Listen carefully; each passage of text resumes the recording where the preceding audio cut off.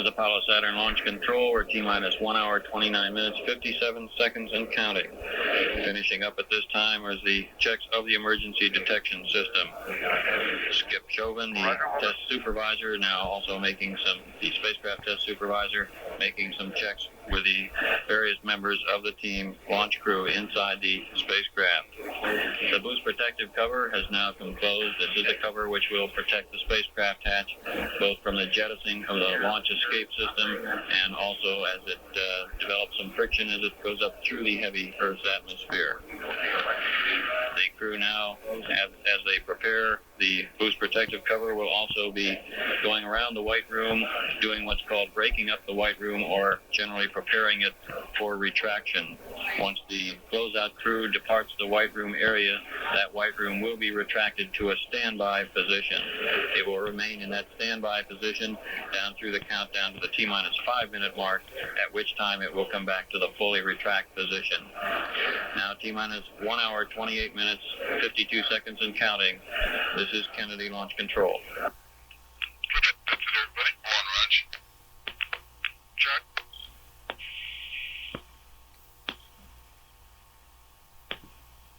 Check on Ken. Go ahead. Can you get that mic a little closer to you? Yeah, sorry, I'll do it. I'm getting a lot of background noise. Okay. Reset.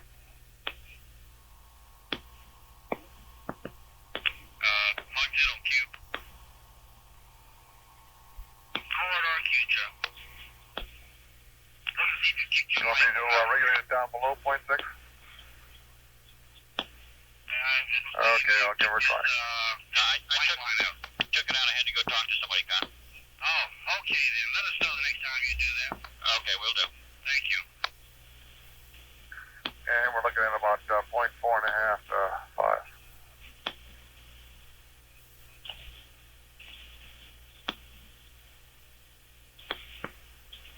Okay.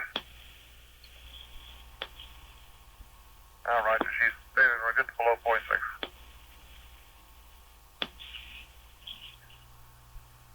This is the CDR. I've checked all the breakers down below there. All 3 EDS and the 2 ELS circuit breakers are in. Uptell IU block now. Mark, 2 minutes to follow control announcement. Building 1, Raj. Roger, 30. Mark, 1 minute to follow control. Roger, 30. 1, Raj. 30 seconds. Mark, 15, lights on.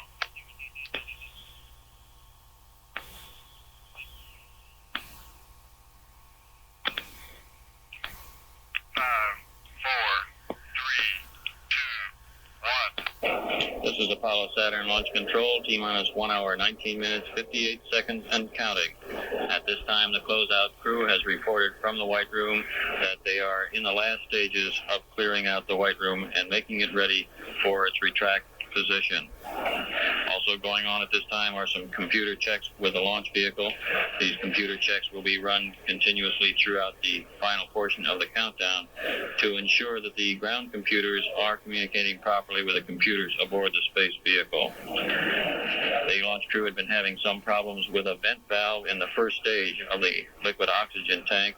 As mentioned earlier, the liquid oxygen, as it does boil off, is vented to the atmosphere. One of these vent valves appeared to be sticking. That problem now does appear to be solved as it has been brought closed. Now T-minus 1 hour, 19 minutes, 8 seconds and counting. This is Kennedy Launch Control. Roger. Okay. Mark this one down tight. Time frame 12:15 through 12:23 Standard Time. Yeah, Roger. Punch up, on, switchable, poker, color, camera. Okay. Now you'll get a call. Roger, I'll be 80 on the keep on. Okay. And at 12:23 and a half, go to whatever is the best shot to show the newsroom.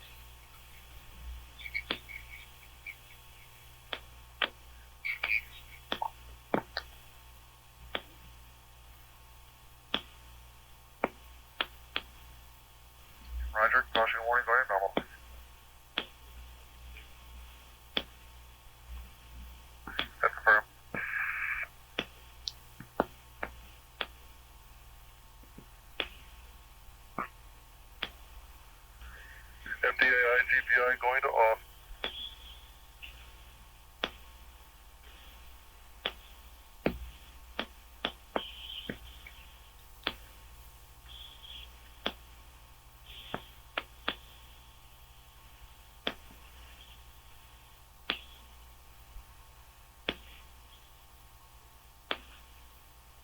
That's affirmative. SCS electronic power is in GDC ECA. Roger. 1 is on. 2 is on.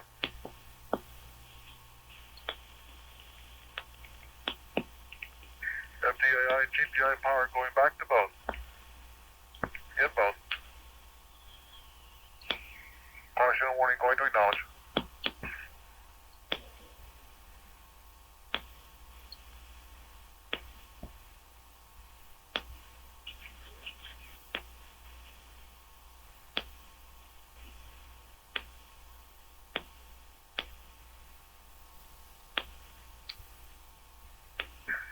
Roger. North, that's that.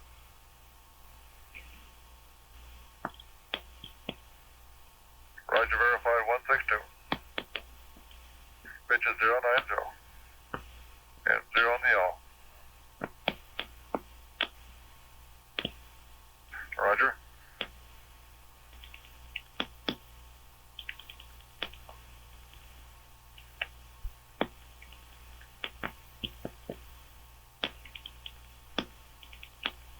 Airs and all.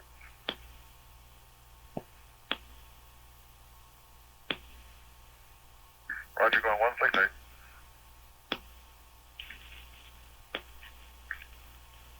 We're on 168.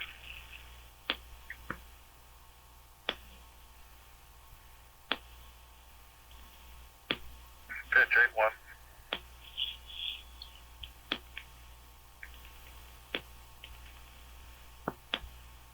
Three five five in the all.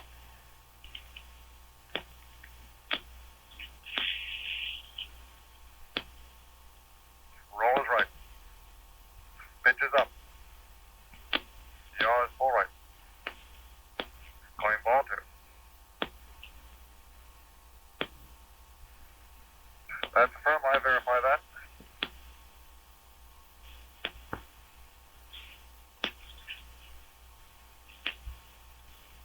Roger, going GDC line.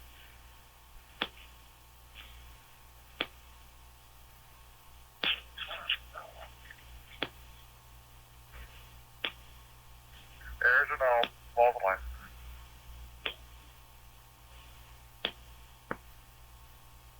Roll going back to 162.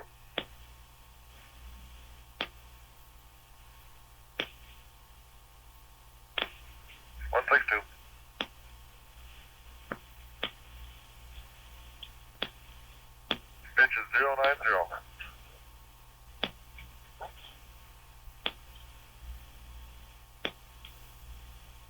0 on the off. Roll is full left.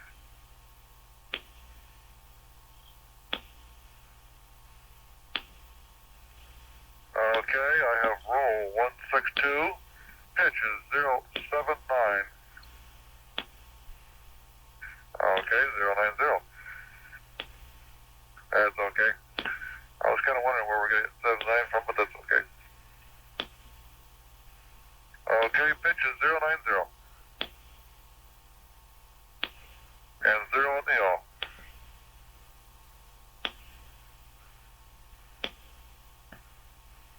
Roll is full left. Pitch is full down. Yaw is full left. Mattingly left to Houston at Going ball 1. 6:55 last night aboard a T-38 jet. I verify that.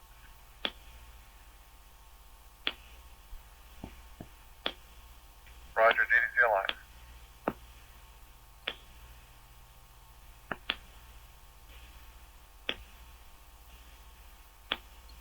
Ball 1 is stabilized.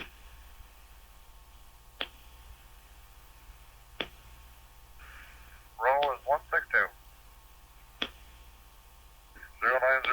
pitch. 0 in the yaw. Okay, stand by.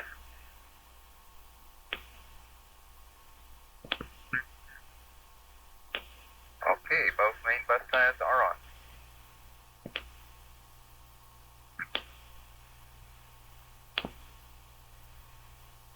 Roger, SCS TVC, pitch and yaw are verified rate command.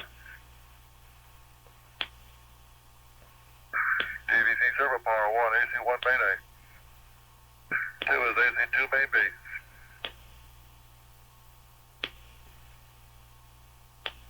Verify GPI. Roger, Army.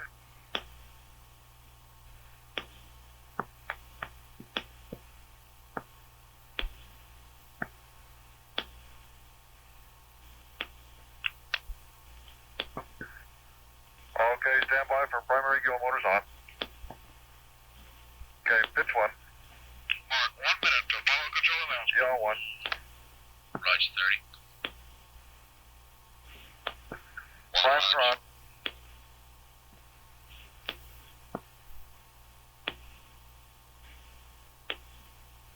I have pitch and yaw front wheel drive.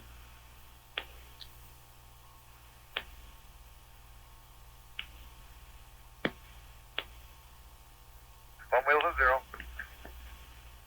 Checking MPVC. 30 seconds.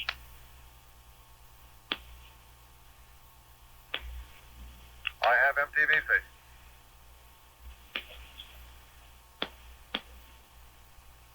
SCS TVC pitch and yaw going to auto. Mark, 15, lights on. Roger.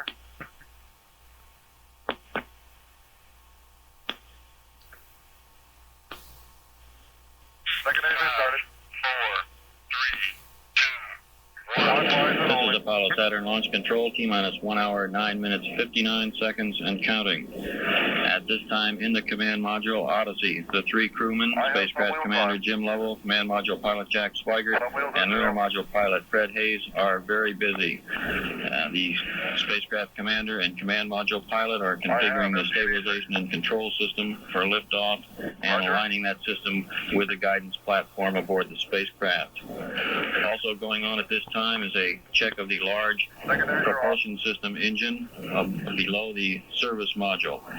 This engine can be gimbaled in response to commands. This is done in 2 ways, and these systems are being checked out at this time. There is a thumb wheel control which can set the engine to a preset position for certain maneuvers, and also a rotational hand controller which can be used for the actual flight of a maneuver. These checks are being made now, the engine being gimbaled, with Spacecraft Commander Jim Lovell indicating the position that he is putting these to, and readouts are being made to ensure that the engine is gimbaling in proper response. Also at this time, a final checkout by the crew of the entry monitoring system. Also a final setting of this system. Our countdown proceeding well at this time, T-minus 1 hour, 8 minutes, 40 seconds. This is Kennedy Launch Control. How's that on pitch? Next announcement at 13 past the hour. How's that on yaw? Okay. Primary's coming off.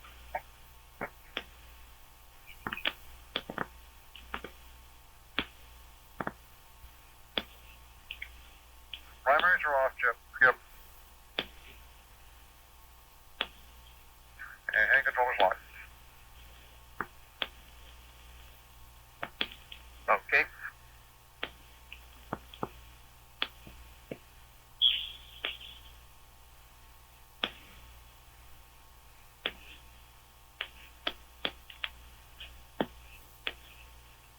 And they're both auto.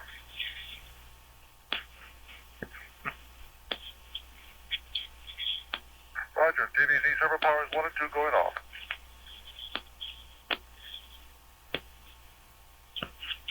We're back to S2S4B. Roger. FDI flight is 1/2. Source is CMC.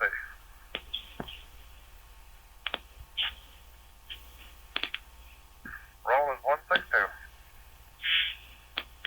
Pitch is 090.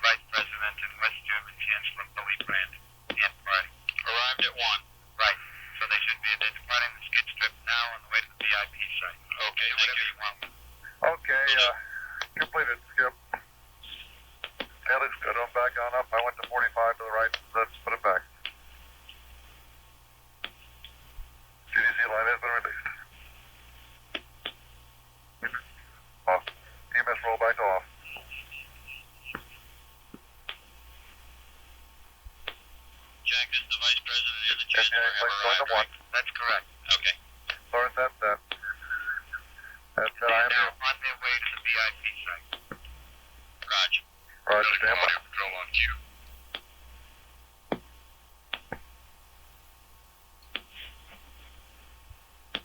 Clear or Audio no? control on cue.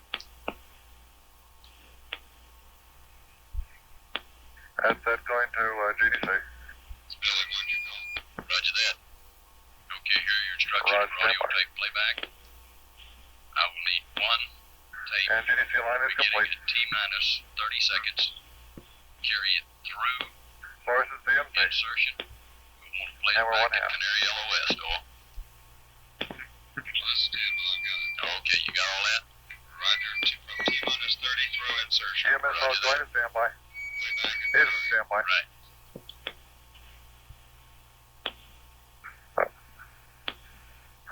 Roger, going clockwise to double D set the So HF range. T-minus 30. T-minus 30 seconds. Okay. I told everybody T-minus 10 like we'd always done. Roger, and work. To stretch it a little bit. Okay, fine, Daddy. I'll give you your option of either real time or boxed. Okay.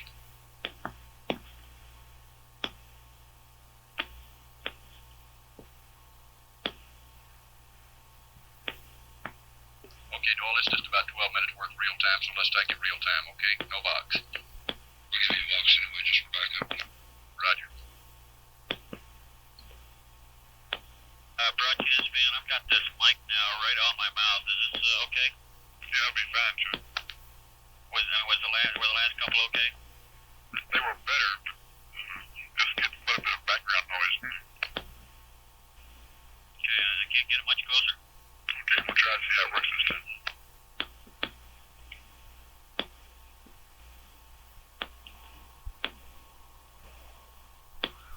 Mark, 2 minutes to power control announcement.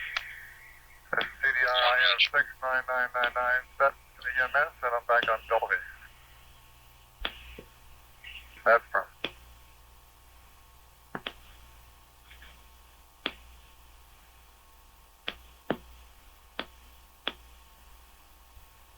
Okay, caution warning boost now.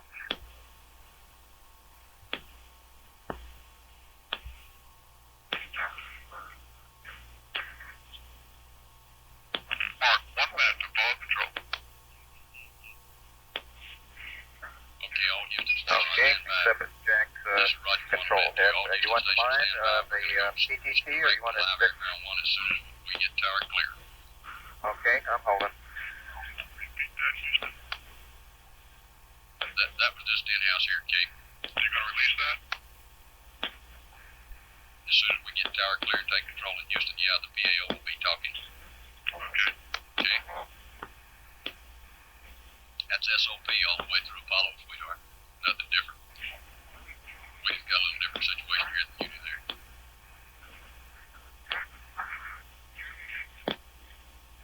Mark, 15. Roger, Houston. Sounds good.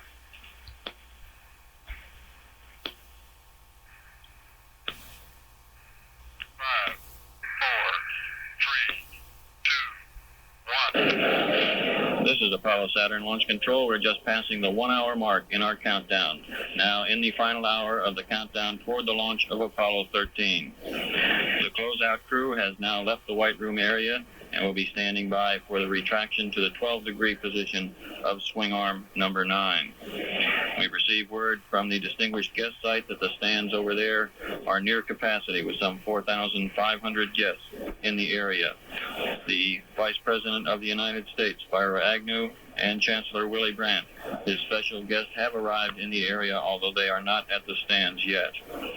Out on the causeway at a guest site, we have 7,000. This is the largest guest number that we have ever had on our causeway site. To recap our countdown, which has proceeded very well today, we resumed the count after a 9 hour and 13 minute built-in hold at 4:13 a.m. this morning. At that time, the cryogenic loading began. This is loading aboard the extremely cold liquid oxygen and liquid hydrogen. Liquid hydrogen is the fuel for the second and third stage. Liquid oxygen, the oxidizer used on all three stages. RP1, or rocket propellant number 1, is the fuel used in the first stage. It is a kerosene-type fuel and was loaded before the countdown demonstration test back in mid-March. The cryogenic loading went well. There's over 800,000 gallons of cryogenics loaded aboard the Saturn V vehicle at this time. We entered a 1 hour built-in hold. This is a planned hold at the T-minus 3 hour and 30-minute mark. The crew was alerted this morning, shortly before 9 a.m., by Colonel Tom Stafford, Chief of the Astronaut Office. They then proceeded for a short or brief medical examination by Dr. John Teagan and Dr. Alan Harder. They were pronounced in good shape and ready for their flight.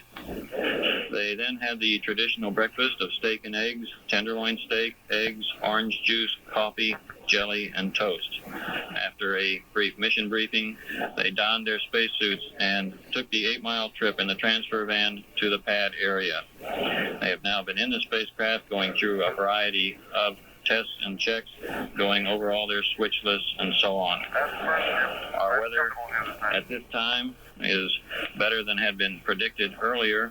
We're still looking for some clouds to move into the area, and we'll be expecting a temperature of approximately 80 degrees at our launch time. We continue counting down toward a launch time of 2:13 p.m. Eastern Standard Time. Now at T-minus 57 minutes, 15 seconds and counting, this is Kennedy Launch Control.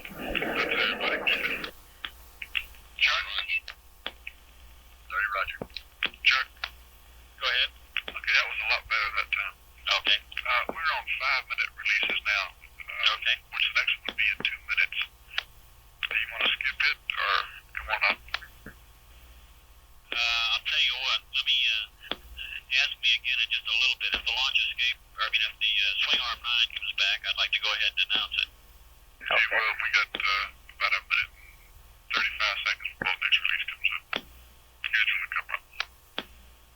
Okay, well, let's stick on the schedule. That's okay by me. Okay, 5 minutes is kind of close together. If you want to skip some, let me know so I can notify them. Okay, well, I'm going to make them short from now on. They won't be that long, so. Okay, fine. Chuck Holland's head on cue.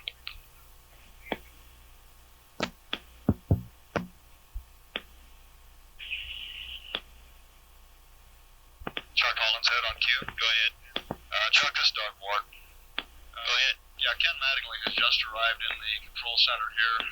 Bill O'Donnell wanted us to come up with a short announcement when he arrived, and I thought I might just give a quick arrived in the mission control center.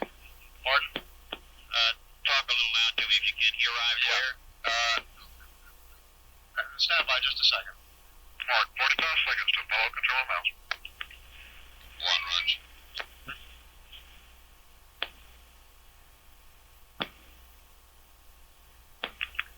Chuck, this is Jack on cue. I know you're coming up fast. Maybe you can switch to Houston, and when you complete your statement, let them pick up. Okay, will do. I'll make just a short statement and switch to Houston for status from there. Chuck, go ahead. You gonna switch to Houston after yours? Right. Stand by, building 1. We're gonna switch over. Right. 15 seconds. Okay. Houston, how about you giving a status on Mattingly? 5, 4, 3, 2, 1. This is Apollo Saturn Launch Control, T-minus 55 minutes and counting. T-minus 55 minutes and counting, and the countdown continues to go well here at the Kennedy Space Center. The closeout crew has now left the White Room. We're standing by for the retraction of the swing arm. Swing arm number 9, that's actually scheduled to come at the 43-minute mark in the countdown. However, the closeout crew did leave somewhat early, so that event could come a little bit early than scheduled. Now we'll go to the Manned Spacecraft Center in Houston, Texas for a status. This is Mission Control, Houston. At the present time, the flight controllers here in Mission Control are monitoring the countdown and the status of the crew, the launch vehicle, and the spacecraft. The Worldwide Manned Spaceflight Network is up and ready to support the launch. We do have a problem with the Vanguard tracking ships downrange in the mid-Atlantic. A tracking data processor, we understand, is down on the Vanguard, and we will not get high-speed radar tracking unless this problem is cleared up. The Vanguard is a desirable element of the tracking network, but is not essential, and we'll go to continue the launch with that problem.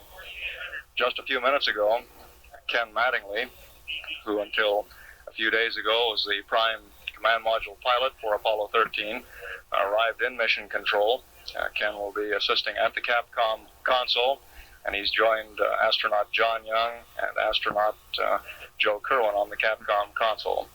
As he arrived in mission control, Flight Director Milton Windler greeted him and said, "Sorry to see you here, Ken."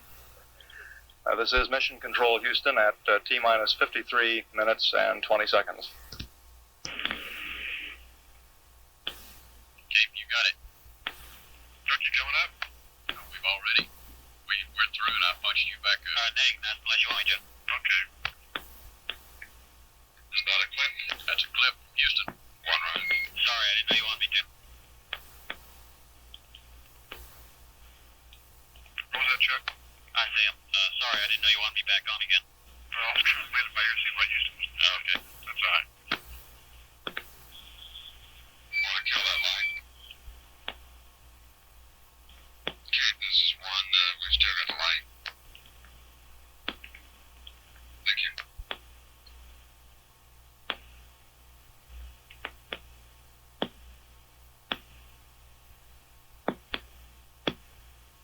Chuck.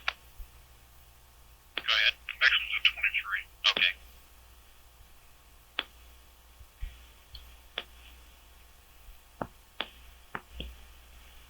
Mark, 2 minutes to follow control announcement. One, Roger. Roger, 30.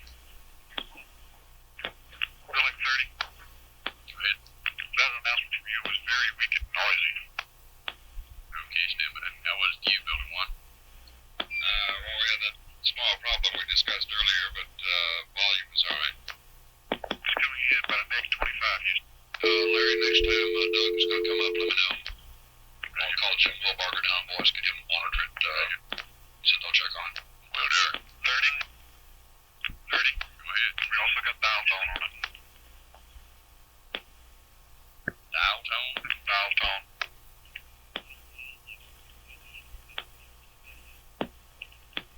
Mark, 1 minute to ball control. That's 30. Mark, 30 seconds.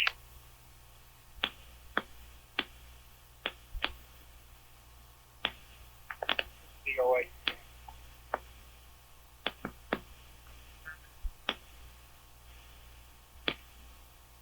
50, lights on.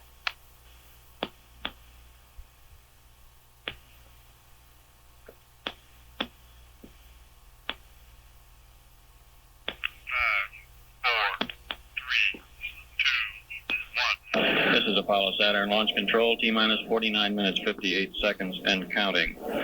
At this time, we're making some preparations for range safety command system checks.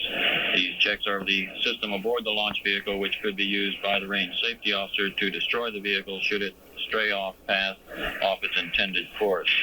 These destruct actions, of course, would not be taken until the astronaut crew had been advised and were safely away from the vehicle. We're also standing by to wait for swing arm 9 to retract. That should be happening within the next 5 or 10 minutes.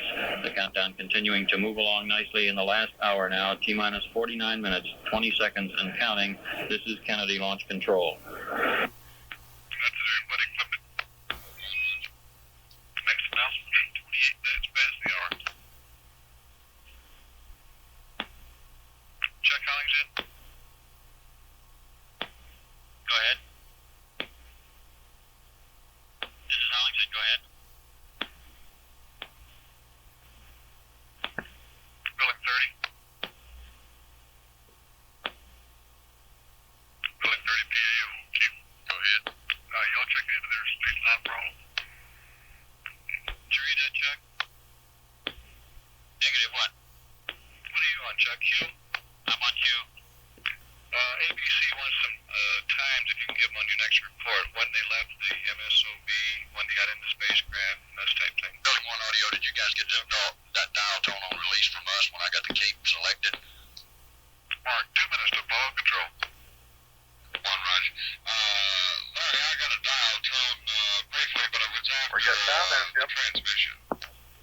Roger. I've got the cape selected, and I can't understand how it can be coming from me to you on PA overlays. Weird. Chuck, did you read that? No. Chuck, how is that? You read me now? Yeah. Bergman wants you to give some times on your next announcement, when they left MSOB, when they got in the spacecraft, and those types of times if you have. Roger. Well, Chuck, if you have difficulty doing that, we can do that from here. I don't need to put on a whole thing for Jules Bergman unless you feel that it's suitable at this point in the count. Mark, 1 minute to ball control.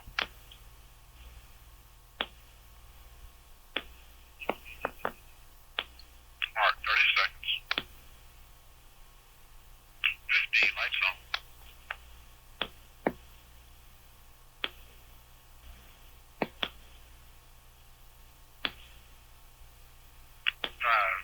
Okay, the MTEL command is set to normal.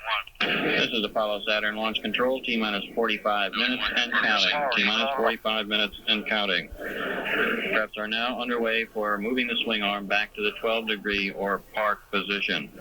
Launch site recovery forces have called in at this point and have indicated they're on station and ready to support the launch of Apollo 13.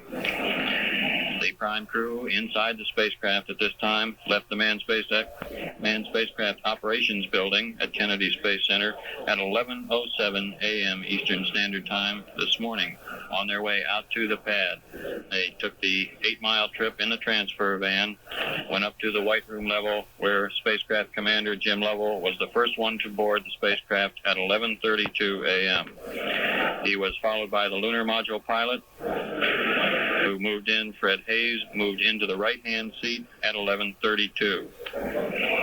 The command module pilot stood by in the elevator with a suit technician, was the last one to come aboard.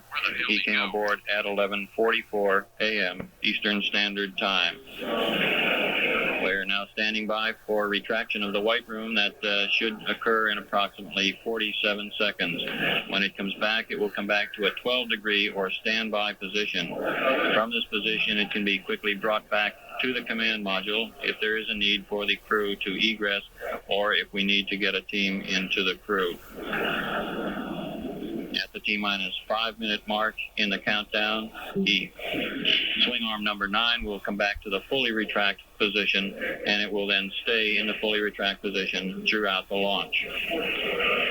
Once the White Room has been moved back to the 12-degree position, the launch escape tower above the command module will be armed. Now standing by for the movement of the swing arm 9 some 5 seconds from this time. T-minus 43 minutes and counting, and swing arm 9 should be coming back. Swing arm 9 moving back now to the 12-degree position. It's about some 10 feet now from the spacecraft. We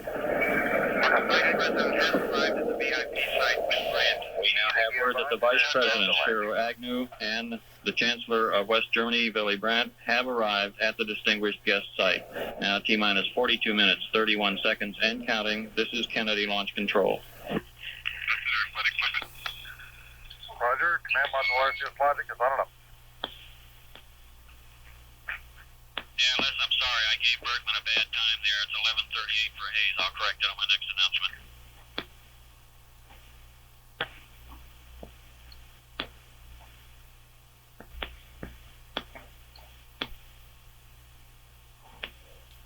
Chuck, I got a little data for you when you can listen for a minute or something. Go ahead. Okay, stand by a second. Not that I saw. They said they started yelling about it the minute we got it. We took it. So I don't know. They were delighted to have it. They may have taken it. Bill. Mark, 90 seconds to ball control announcement. Go ahead with the announcement, Chuck. Never mind me. Roger, SCS arm. Circuit breakers A and B are closed. Logic A and B are closed. Logic 1 and 2 going on and up.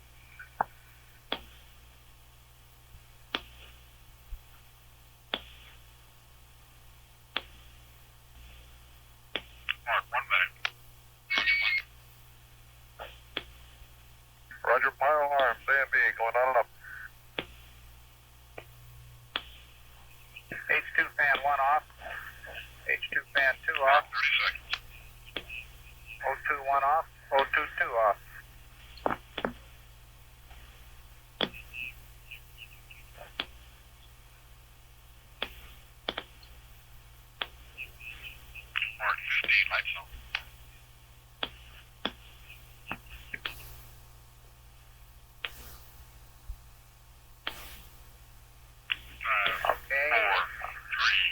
RHCS Helium 1A on up.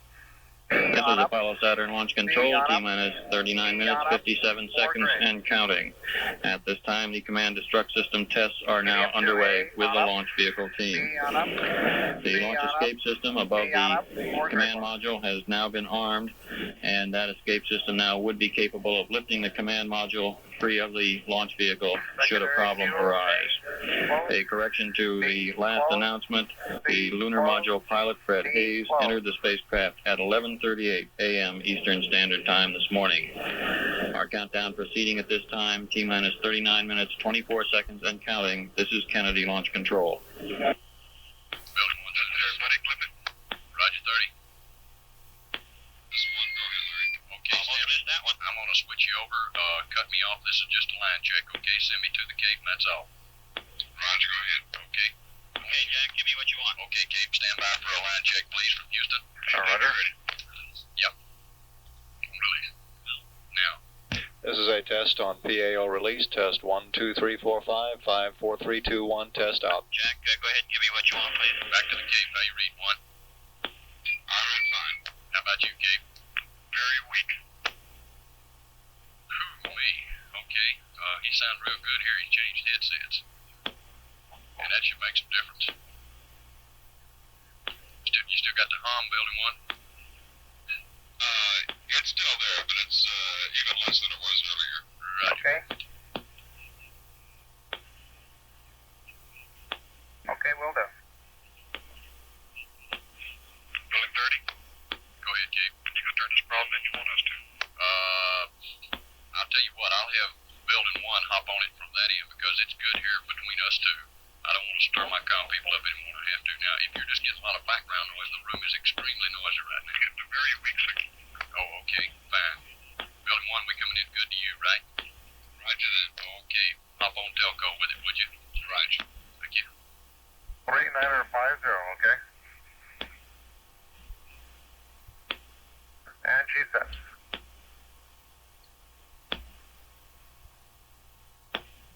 Mark, 2 minutes to Apollo control announcement. Roger 30. 1, Roger.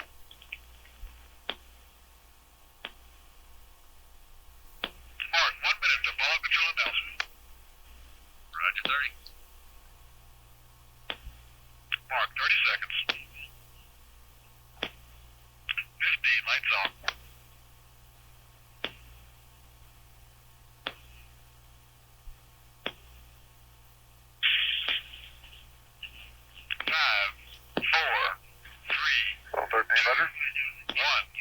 This is Apollo Saturn Launch Control, T-minus 34 minutes, 58 seconds, and counting.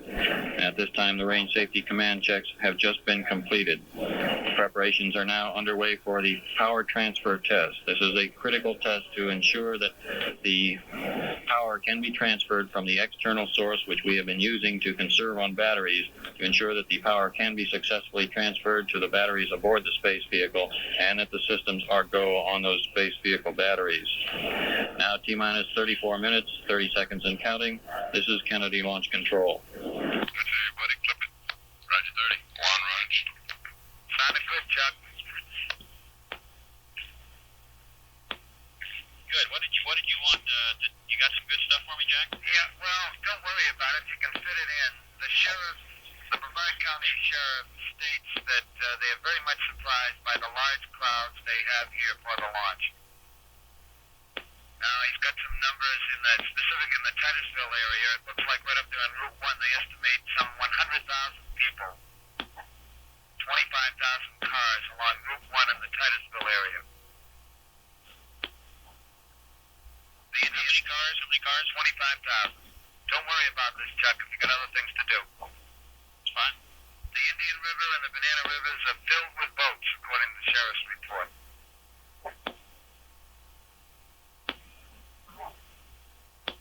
The overall crowds are probably half the size of Apollo 11, but still much more than anticipated for this launch. Okay. There are more than 500 private planes parked at Titusville Coco Airport. Do whatever you want with it, don't worry about it.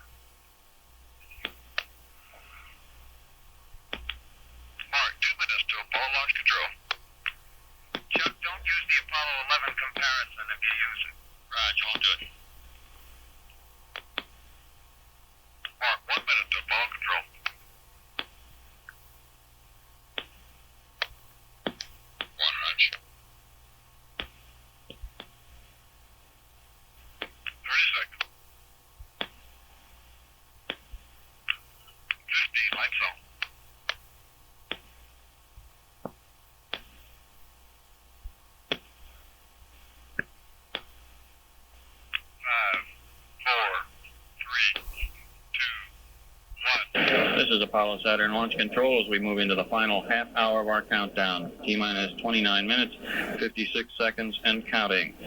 The Brevard Sheriff's Department, Brevard County, Florida, has reported that along Route 1, the closest major highway to Kennedy Space Center, there are some 100,000 people and 25,000 cars parked watching for the launch of Apollo 13. Along the Indian and Banana Rivers, it's reported that both rivers are literally filled with boats and spectators standing by to watch the launch. A private airport in Brevard County also reports some 500 private planes have landed and are parked at the airport. Our countdown continuing now. The power transfer test underway. T-minus 29 minutes, 13 seconds, and counting. This is Kennedy Launch Control. We're just going to hold off arming the SMRTS. One Roger. Next announcement is 48 past the hour. Chuck? Go ahead. Chuck? Go ahead. Do you know the switch queue is liftoff? We switched to Houston. 29 minutes. Tower clear. Right. We'll be listening to you. Stand by. I'm going to pull out the mic cord. Okay. Mark, 2 minutes to Apollo launch control. Mark, 1 minute. 1 Roger. 30 Roger. 30 seconds. 15 lights on.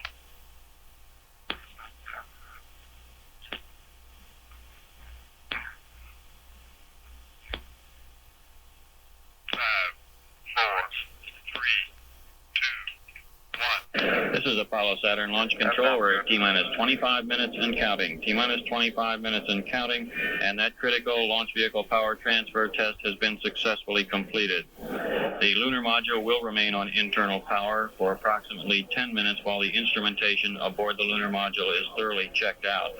It will then be deactivated and won't be reactivated again until the men enter the lunar module on their trip to the moon.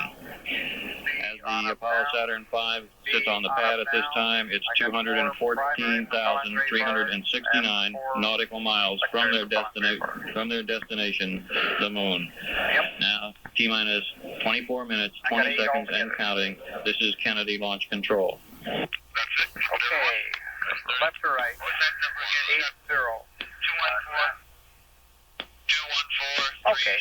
Package step. Thank you. 80. Helium pressure 4150. Go ahead. Maybe we're Secondary fuel pressure 200. Propellant quantity pegged high.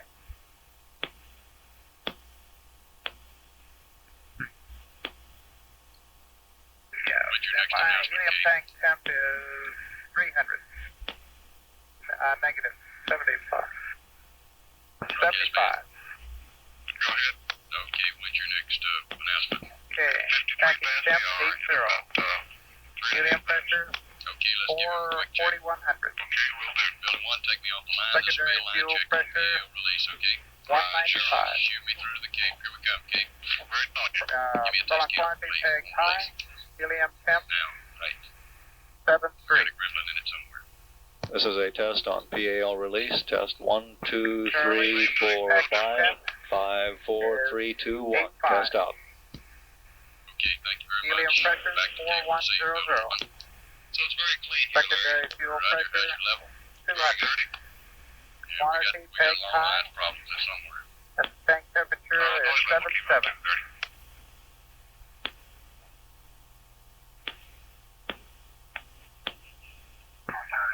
Charlie, secondary fuel was 200. 200. Tell Larry I'm cute. Okay. On dog, package temp 80. Helium pressure 4150. Secondary fuel pressure 190. And quantity peg high, and the tank temperature is 75. Can do. Give me a short count, Doug, please. Upper. Clip us to all and Cape. We're coming to you again right quick. You there, Cape? Broadcast man on cue. Go ahead. Well, Will do, thank you. Another test count, okay? Roger. Here we go. Go. This is a test on PAO release. Test 1, 2, 3, 4, 5, 5, 4, 3, 2, 1. That is normal level. Roger that. Thank you very much. Back to gate receive, everybody. You happy, Haji? Okay, our noise seems to be gone, and the keep said their level was good. Roger that. Okay, he was monitoring. He said it sounded good leaving there, going both directions. So, looks like we're go right now. Roger that. Little prayer wouldn't hurt. Okay, standing by. Anybody that's capable of it.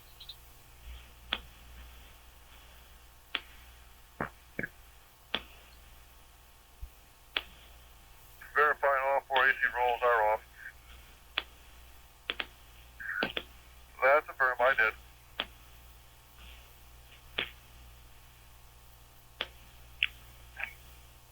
B1 is main A. Check on Q if you got a second. D1 main B. 1 minute to ball, go ahead. Main A.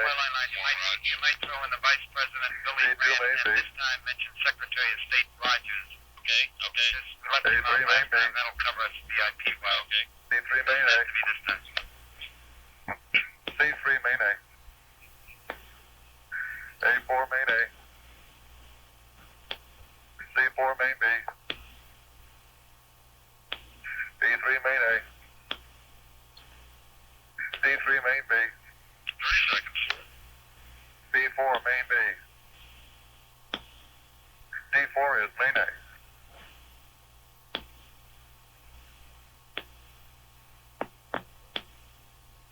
Lights on. 5, 4, 3, 2, 1. This is Apollo Saturn Launch Control, T-minus 19 minutes, 59 seconds, and counting.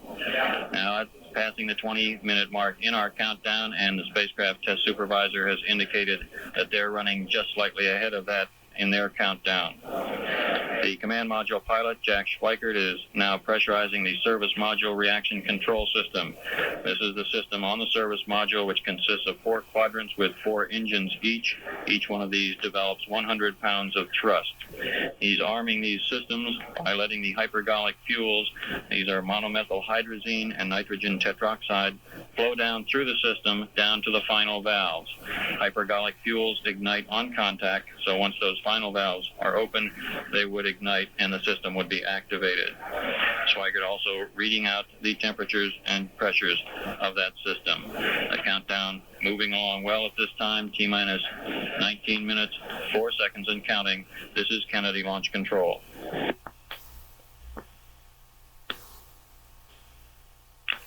that's it. 1 run. Bridge 30. And do not enter. Yeah. 1 minute, 45 seconds. That would ruin all of our day, wouldn't it?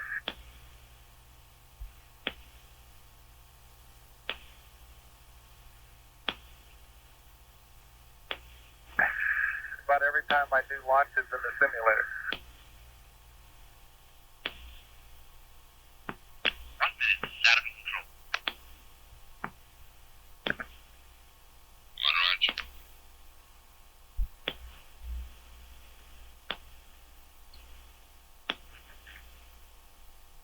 Skip, how's the weather?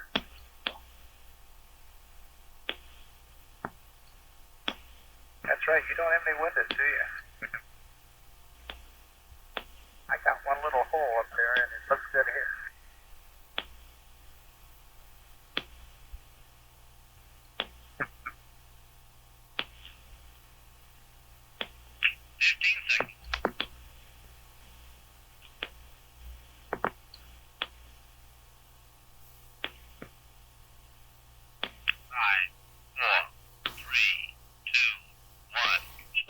This is Apollo Saturn Launch Control, passing the 15-minute mark, T-minus 14 minutes, 57 seconds, and counting.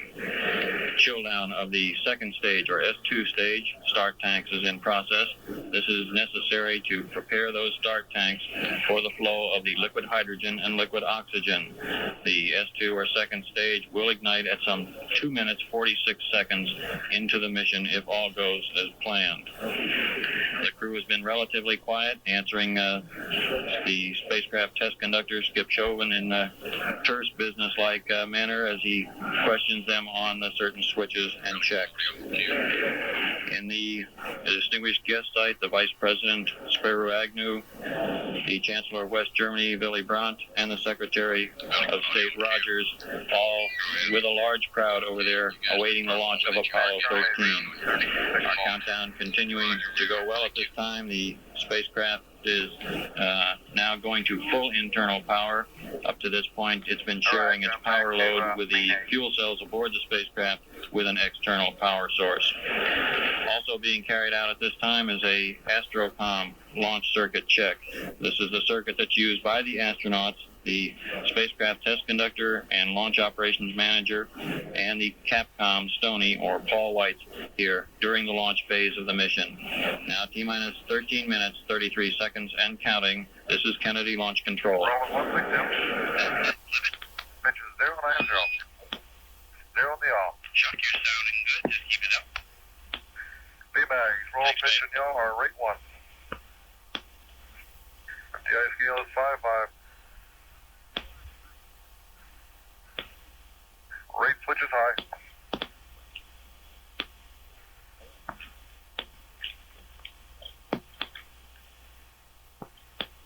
CDR verified. CMP verified.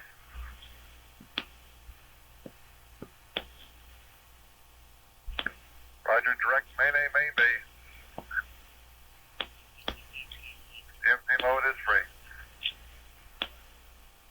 Trans-controller power is on and up.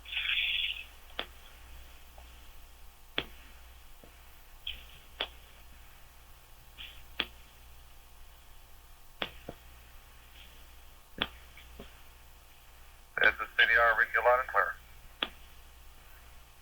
This is CDR, read you loud and clear. This is CDR, read you loud and clear, SC6.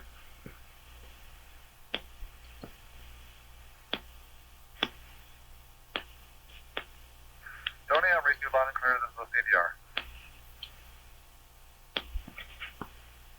Hello, this is CDR. I'm reading you loud and clear. 2 minutes. I'm reading you loud and clear, Skip.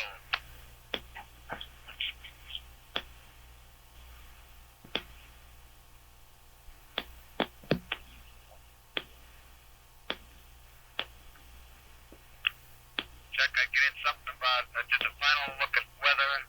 Looks fine out here, but just in relation to mission rules, no weather problems, something like that. Roger, will do. CHF going off.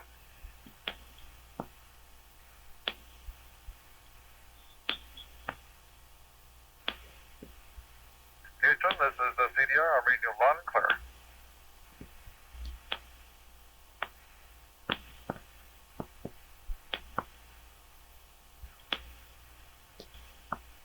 I read you loud and clear, Joe.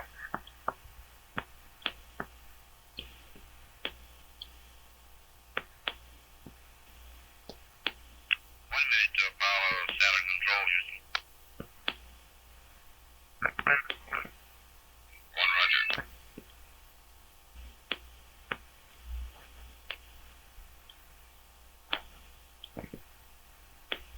VHF AM going to TR. Launch area stations, this is network on net 1 for final status check. Plus Lima, go. Bermuda, Bermuda's go. Vanguard, Off and guarded. Go. Canary, Canary is go. Roger. Houston Alpha.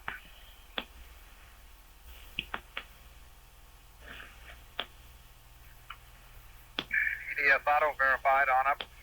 EDO 1 on cue. Left signal rates verified auto. Roger, 1. Engines out verified auto. Random. Good levels on all comp check. Roger. 5, 4, 3, 2.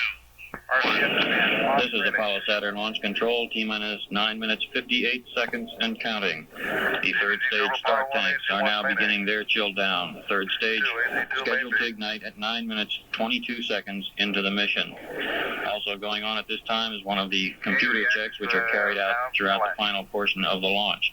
This particular one is a checkout of the launch vehicle digital computer to ensure that it's ready for launch. A final check of the weather indicates that earlier worries about the weather have come to naught. Weather looks good and is satisfactory, presents no constraint to our launch. Now T-minus 9 minutes 25 seconds and counting. This is Kennedy Launch Control.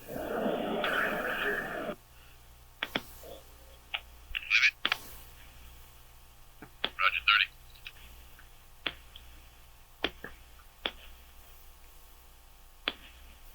Roger, will do. Larry on cue. Go ahead. Do you know the phone number in the VIP booth? Negative. Okay. Check with Doug and see if he does.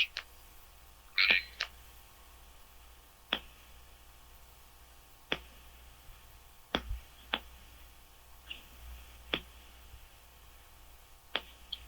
Larry, that's in the press booth. The press booth. In the press booth? Go. Roger. Okay, Go. just a second. Go.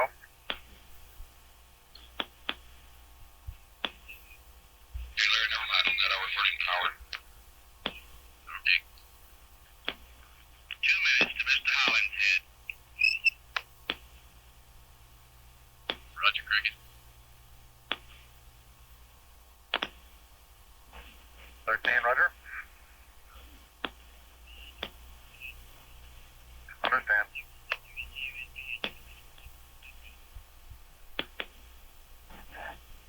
Next message, Roger.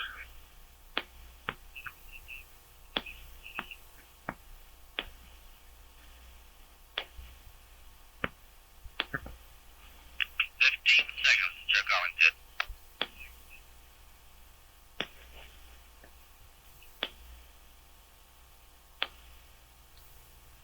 Five, four, three, two, one. This is Apollo Saturn Launch Control, T-minus 5 minutes 27 seconds and counting.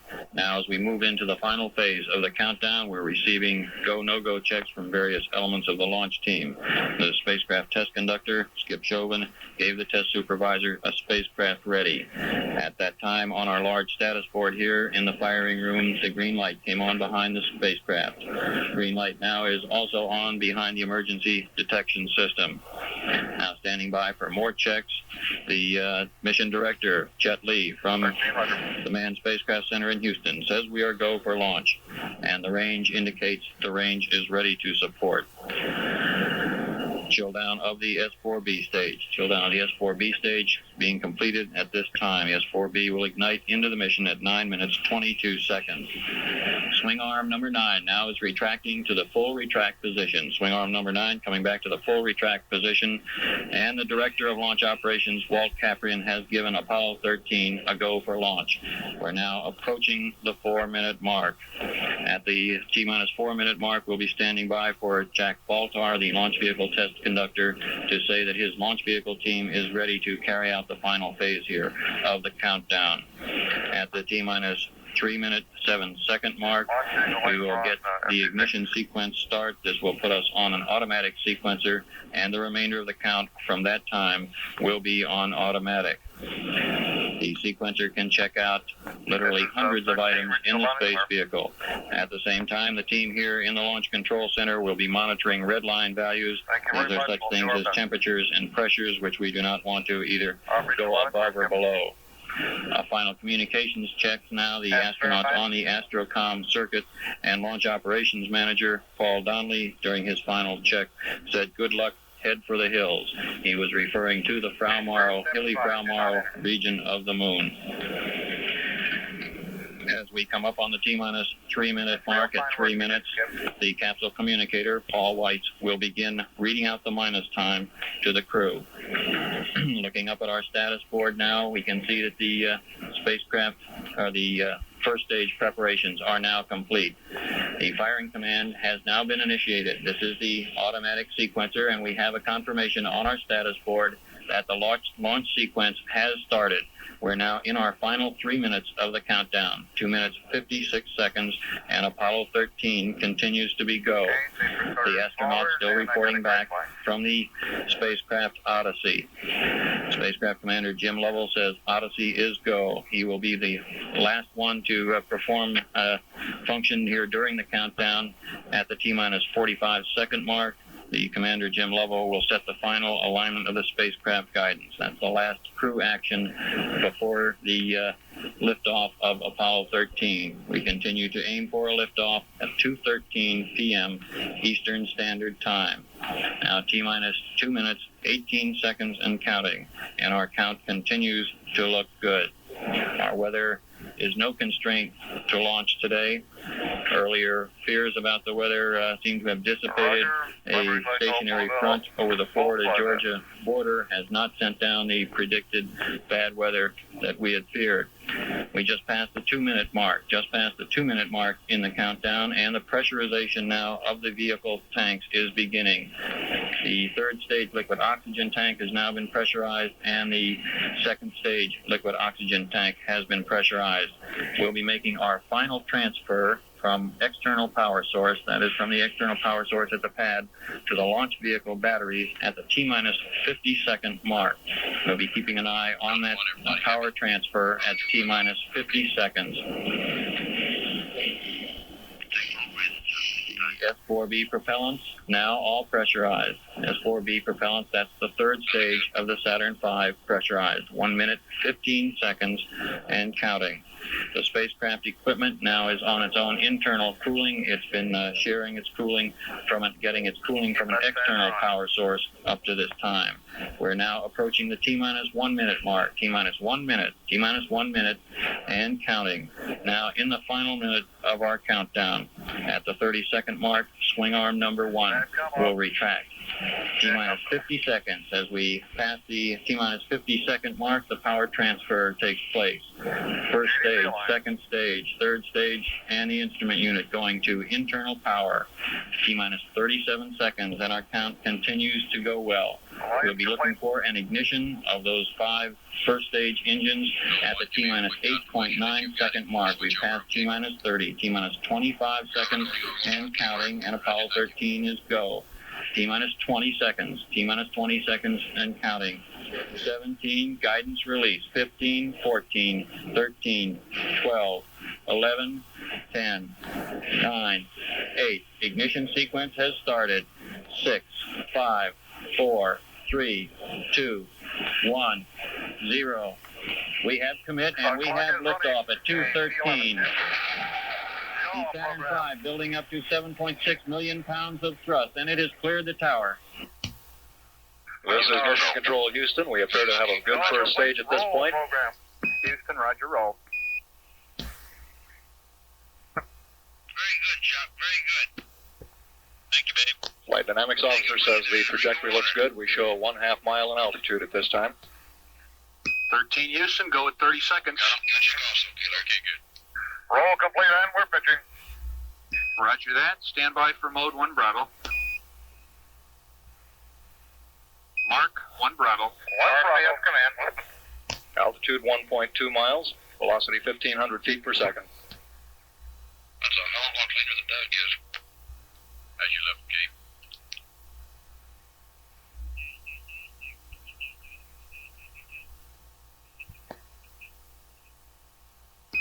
Houston, go at 1. We show the cabin relieving. 13, roger. And at 1 minute 10 seconds, we show an altitude of 4.1 nautical miles. Downrange 1 mile.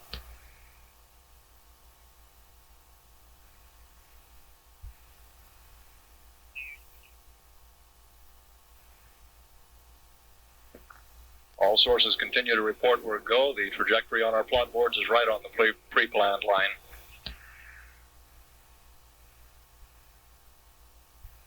And the booster engineer reports we're now through the region of maximum dynamic pressure, and we're go.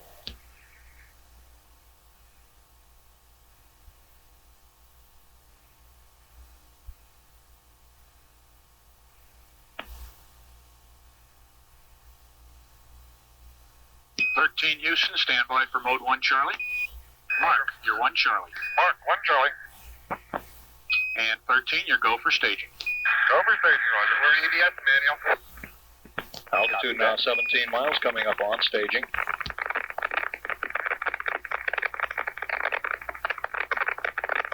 Step forward. Jim Lovell reports the inboard engine has shut down as scheduled.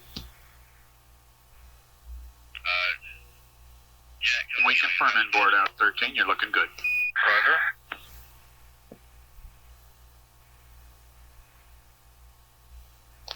Coming up on 30 miles altitude.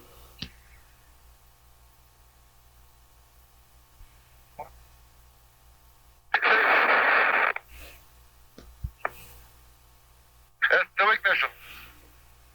Roger.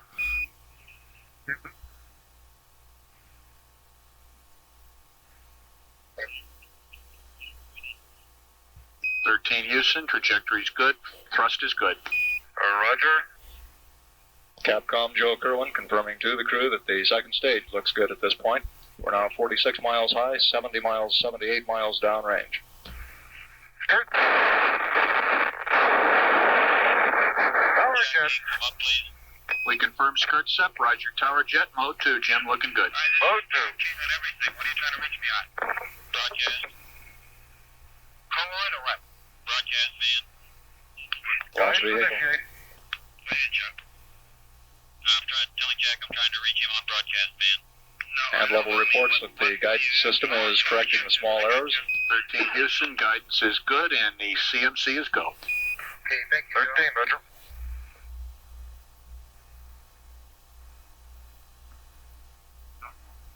Coming up now on 4 minutes. We're now at an altitude of 63 miles. At 4 minutes 15 seconds, the trajectory. Houston, you're go at 4 minutes, so little red lines are right on the little white lines down here. Sounds good. About 5 minutes on the dot of real time, or 4 minutes. So we may want to change that, considering that Roger that, I don't say anything.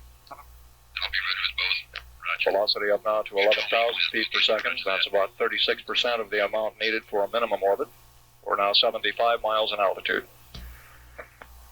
222 miles downrange now. The Ecom reports. Houston, coming up 5 minutes, you're looking perfect, over.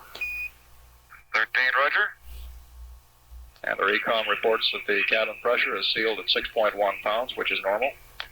We're now 250 miles downrange, altitude 81 nautical miles. And at 5 minutes 30 seconds into the launch, we continue to look very good on the second stage. Jim Lovell just reported the inboard engine is shut down as scheduled. Oh. 13 Houston, stand by for S4B to COI capability. S4B to COI, Roger. Roger, you've got it now, Jim. We've got S4B to COI. Booster reports that the inboard engine shutdown was a bit early. We're continuing to burn on the 4 outboard engines. 13. Go at 6. And Houston, what's the story on engine 5? Jim, Houston, we don't have a story on why the inboard out was early, but the other engines are go, and you're go. Roger.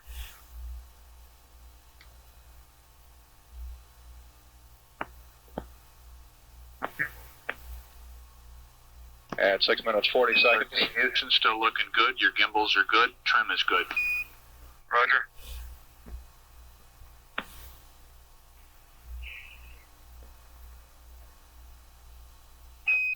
Houston, level sense arm time 8 plus 38 nominal. S2 cutoff time 9R plus 48. Over. Roger, nominal on the level sense arm 9R48 on the S2 cutoff. That's affirmative, and stand by for S4B to orbit. Mark, you have S4B to orbit, Jim. Roger, we have S4B to orbit.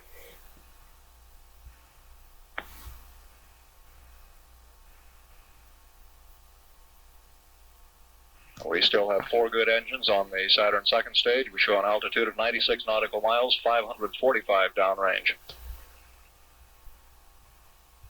And at 7 minutes 45 seconds, booster reports we are go. All 4 engines remaining looking good.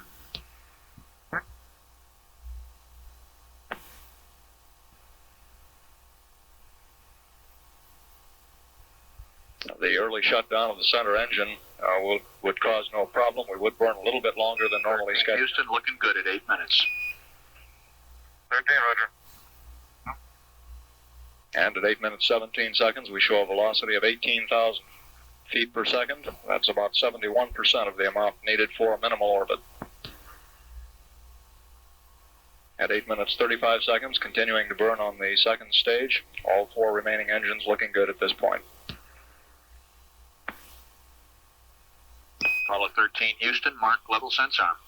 Mark level sense arm, roger. Apollo 13, Houston, at 9 minutes, your go. The CMC is go.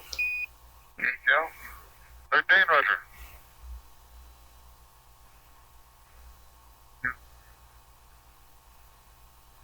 Our predicted shutdown time on the second stage is 9 minutes 48 seconds.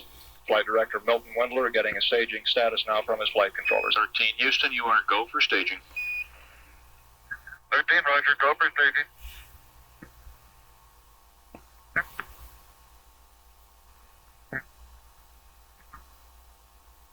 Apollo 13, Houston, stand by for mode 4 capability.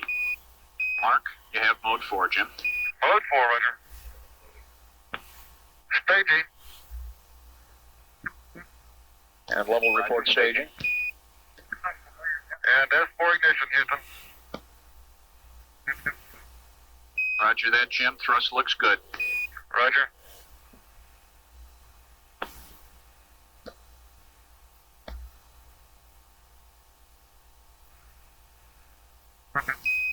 Houston, you're looking good. Trajectory, guidance, CMC are all go. Thank you, Joe. And at 10 minutes 30 seconds, we are now 102 miles in altitude, 1,080 miles downrange. 13 Houston at 11 minutes, your go. Predicted cutoff on the S4B is 12 plus 34, over.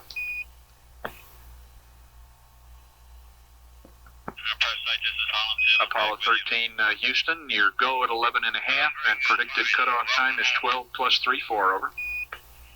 Understand, 12 plus 34 predicted cutoff time. That's affirmed.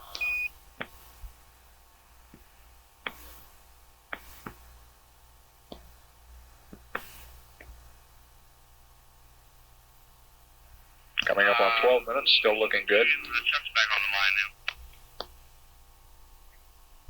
Now that you've done that, Chuck, We're standing by now for a crew report of third stage shutdown. you join Haney starting Monday.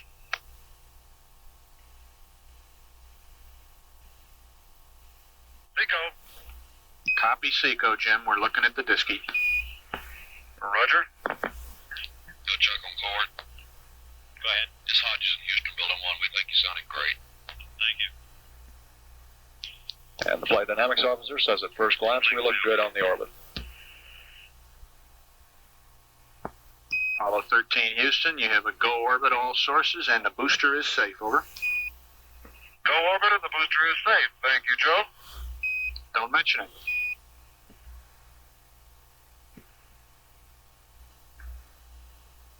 Larry, when are we going to cut out LOS?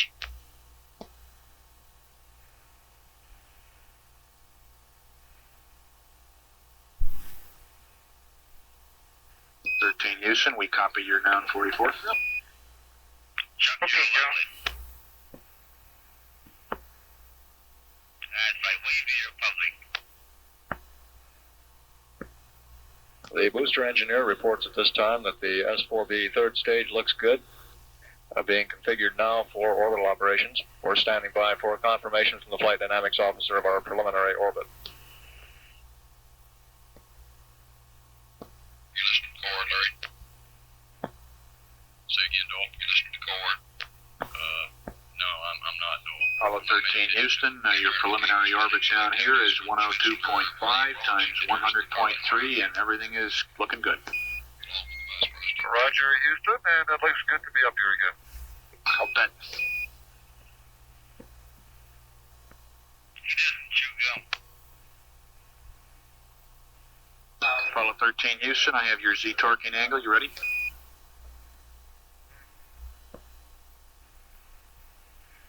Jack's ready to copy, Joe. Okay, it's plus .26, over.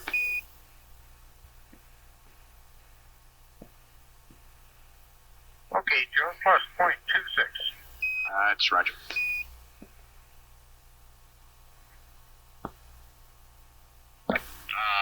Chuck? Yeah, I was watching you try to find all your parts there and get them together. Okay, TV it. You and the vice president, when he comes in, blow a little description and hand him that microphone chop because he's going out everywhere. The vice president and party is leaving the bleachers right now. Yes, you want audio on cue? No, I'll need a fast re-rec. This is Mission Control at 17 minutes. We've had loss of signal with the spacecraft. We'll be reacquiring shortly through the Canary Island tracking station. The total burn duration on the third stage was about 45 seconds longer than planned. We would not expect at this point that this would have any serious effect on the translunar injection. The fact that we did consume a bit more propellant out of the third stage than was originally planned. We're standing by now for acquisition of signal through the Canary Island station. We should be reacquiring radio contact with the spacecraft shortly. Okay. Last there's 3. 3, okay. Try it. Broadcast man. Broadcast man on cue.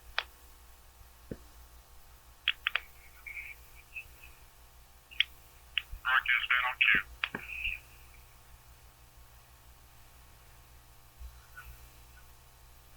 Hello, broadcast man. Luke's on cue. Broadcast man on cue. Hello, broadcast man.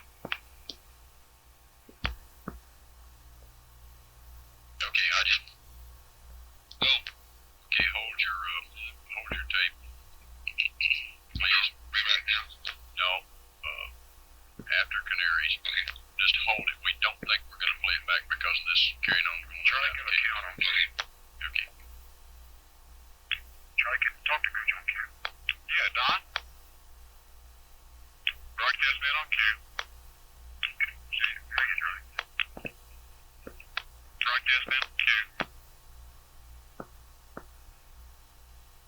Hang on, Charlie. Larry, on cue. Go ahead. I'm not doing it. Get down off the console, so I'll have all the recorders available. I'll put the Vox tape up on the spare machine for playback if you need it. Okay, thank you, Noah. I don't think there's me either, Charlie.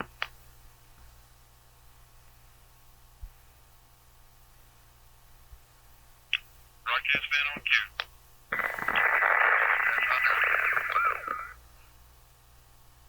There's not anymore. Roger, you fly by how many? Wow. That's right. That's normal.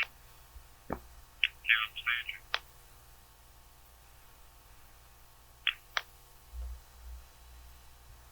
Broadcast man.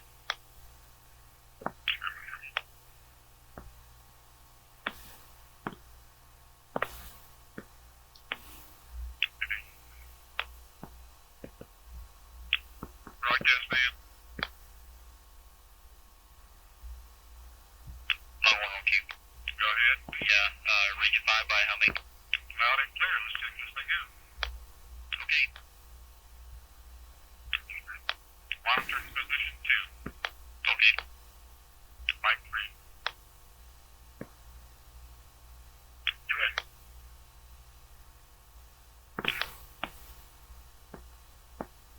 What did that? You did. I didn't do anything else. This is Apollo Control. We're still standing by for any conversation with the spacecraft over Canary Islands. The booster systems engineer reports that at this point he has no explanation for the early shutdown of the S2 Saturn second stage center engine. Go ahead, Houston. Okay, a couple minutes to LOS, Jim. Everything is looking real good. Your AOS time at Carnarvon will be 52:36. And we don't have too much of a handle on why the inboard cut off early, except that it apparently was an engine problem and not a not a switch select function, but we're certain that you'll be able to make TLI based on what we're looking at now. Roger, nothing like an interesting launch. That's right. Good job, Tom.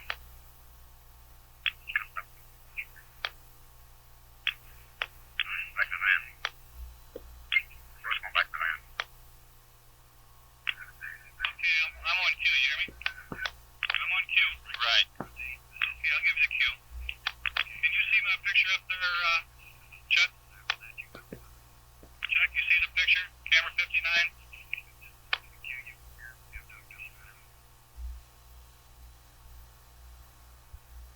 Have we had an audio check? I haven't heard anything. Apollo 13 Houston, Canary LOS in 30 seconds. Request command reset, please. Roger, command reset, come on. Thank you. I haven't heard any audio check yet.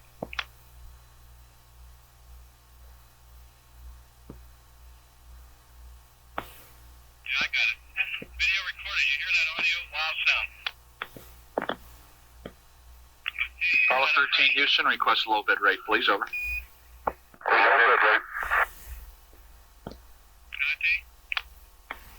Stand by there.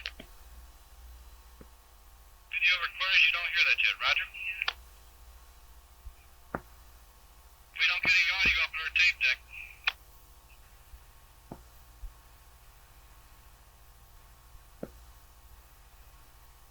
Video recorded. When you hear audio, tell me, will you please? This is Apollo Control. We've had loss of signal now with the spacecraft at the Canary Island tracking station. We won't reacquire again until the spacecraft reaches the tracking station at Carnarvon, Australia.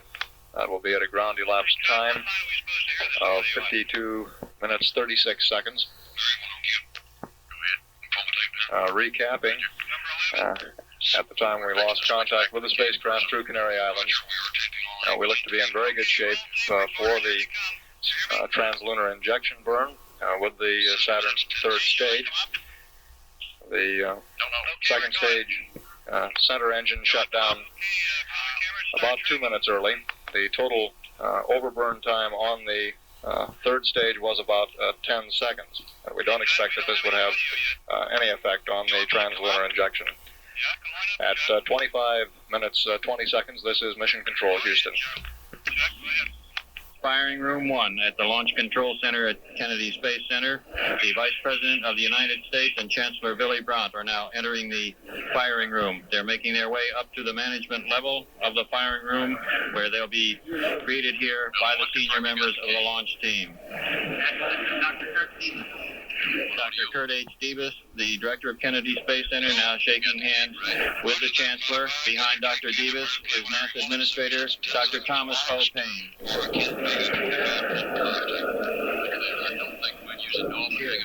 Dr. Thomas O. Payne now taking a microphone, and he is going to hand that, it looks like, to the Vice President.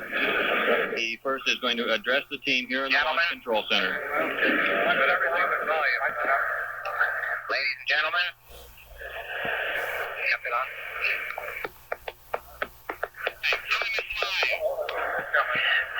ladies and gentlemen, can you hear me back there all right? No?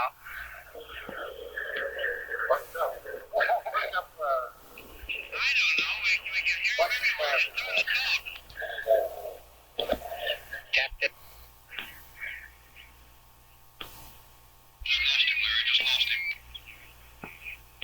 Just lost him, Larry. We can hear every word he said. Just starting to talk. Well, who the hell killed the console? Well, Larry, we lost him. I know. Oh, Roger. Oh, okay. I've got him punched up. No, God.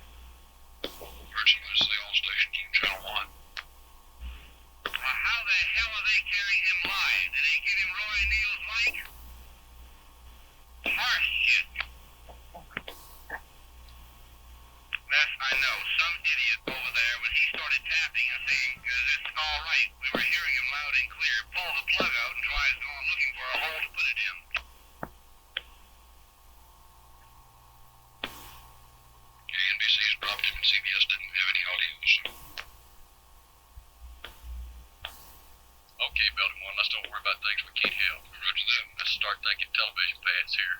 Roger. Are they going to do it? Chuck Hollingshead on board. Go ahead. Chuck, can you get your mic over there? I can't, God. I couldn't possibly squeeze through there. Get your mic over there to those people. He's talking to no one. He's talking to the firing room. He may be talking to the firing room, but he's got 100 million people around the world looking at him, and he's like an idiot. We'll call him. The networks are cutting him off. CBS has still got video and audio. I know, sir.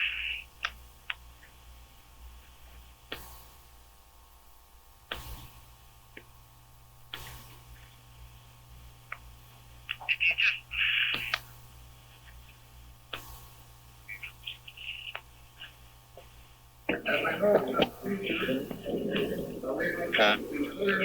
I'm going to hand off My mic with the button mashed live. Hand it to anybody over there, just so we can hear something. Give it to Divas. Give it to... Put it around Billy one. You know.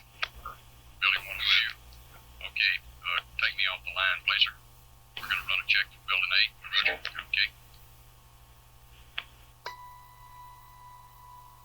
Now they put a toe on. You get him. Roger. Ready to go back? Go back. I still don't get nothing from them.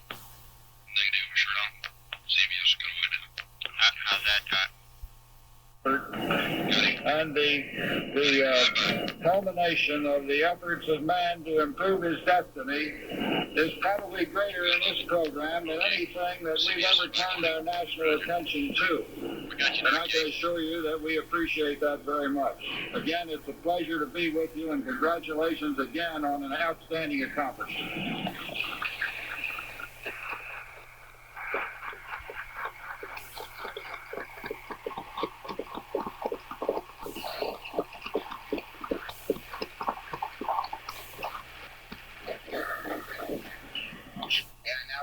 His Excellency, the Chancellor of West Germany.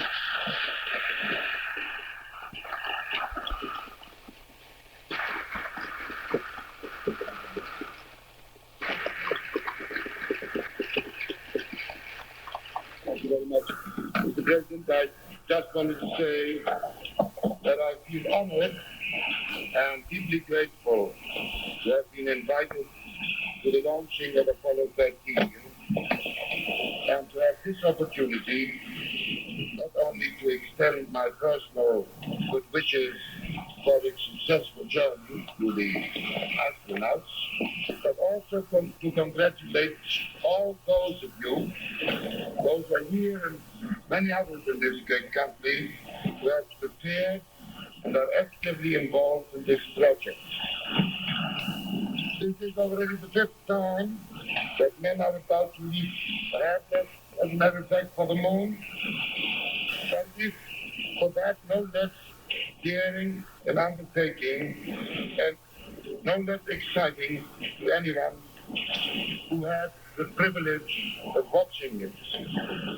In Germany, and I'm sure in all of Europe, people will follow this trip with the same keen interest and the same emotions as everybody in the United States. You here, gentlemen, together with all your colleagues, indeed are going in peace for all mankind. And on behalf of all my countrymen, I wish that this not only will be a successful trip and a safe return, but further progress for mankind. Thank you very much.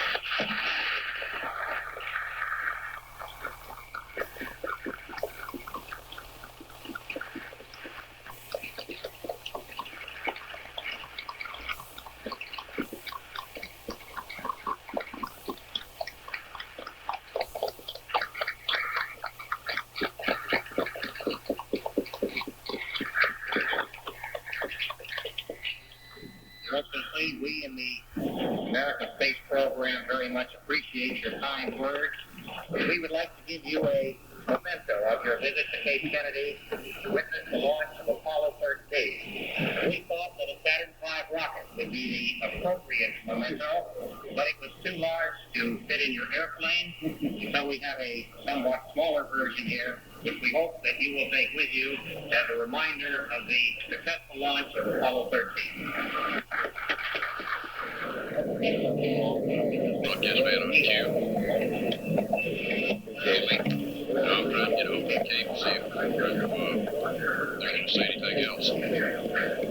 Broadcast man on cue, are you ready?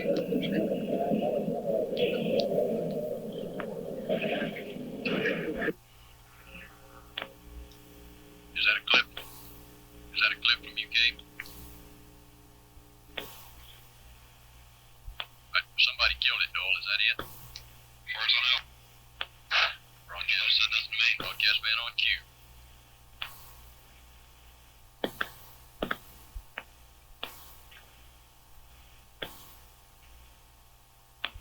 Broadcast man on cue.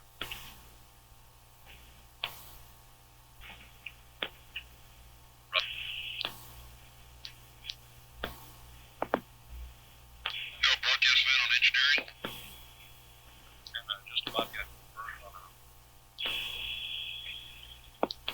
broadcast man on cue, do you read?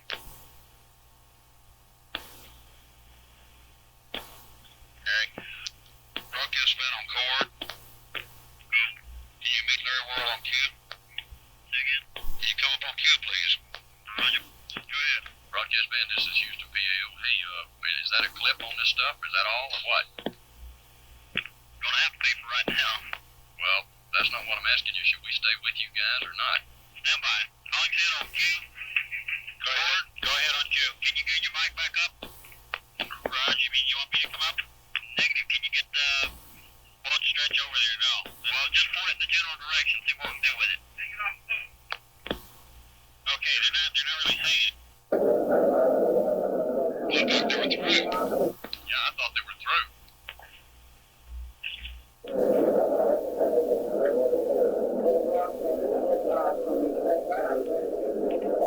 Hey, no, we just tried. They can't really hear.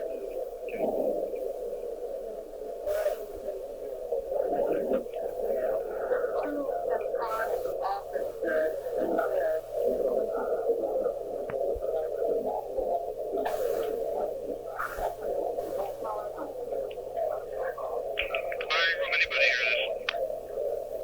We don't hear any audio. Roy Neal is not going anywhere. They have the wrong mic there or something. Roy Neal and the chancellor are not coming over at all. Go ahead, Noel. Well, we get all this stuff. I asked O'Donnell and he said don't do it. Oh, okay. Yes, mate. I'm afraid they think one of those guys is going to say something. We're liable to get something we don't want though with all this crowd. Roger that. Don't forget. Roll video recorder. 10 on cue. Only 10 on cue. Go ahead. Can you just open your microphone in the room? We'll do it.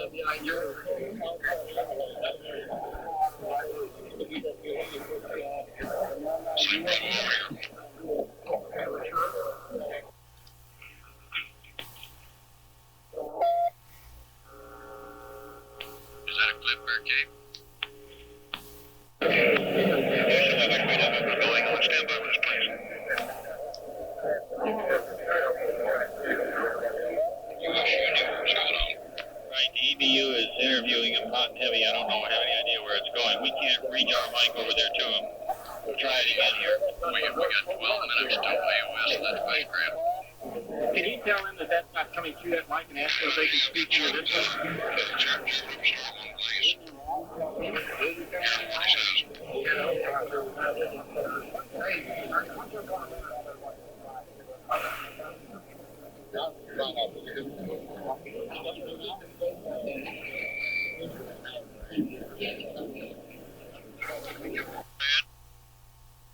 Okay, I just clipped him, Dole. Building 1. Roger that. Okay. We got a good circuit now. Stand by. Okay, they fixed it. We're back on you. Dass die Identitäten der europäischen Beiträge erkennbar, der selbstständige Beitrag deutlich wird und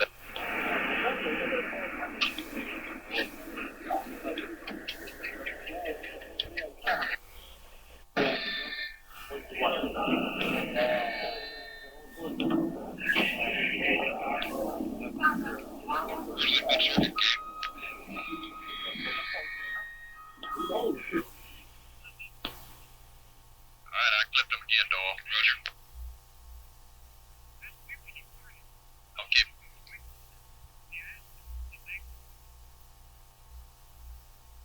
Broadcast band. Broadcast band on cue. Go ahead. Okay, babe, but we had to clip you. We could hear people yelling for microphones and everything else down there. Say again. We had to clip you off PAO release here because all we had was crowd noise and people yelling about microphones. I'm out. Okay, babe. I'll tell you, I'll keep you posted when we get. We're going to be coming up here talking, over there at the ground in about 10 minutes. Okay, just keep us updated, okay? Roger. If we get anything, we'll get back with you. Roger, if you get anything real important, please tape it down there and so we can get it here. Roger. You want to put lift off face tape? We're going to get time. Houston, this is the broadcast man. Go ahead, broadcast band. Switch your line. We'll be ready to take you whenever you're ready. Just cue us. Okay, Looks like we'll have nothing further from here. Roger, Except a press conference at some time, like plus 1 hour possibly. Okay, I've got you. Keep you advised. Okay. Building 1? Yeah. Okay, you guys be advised if they decide to have the press conference before we hit Carnarvon, stand by to play catch up. Roger that. We're in catch up prep mode right now. Roger, good. It's been there for quite a while now. Okie dokie.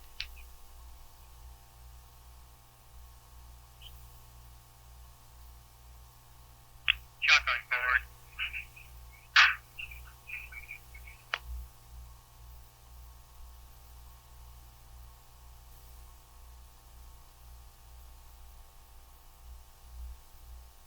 Man on cue.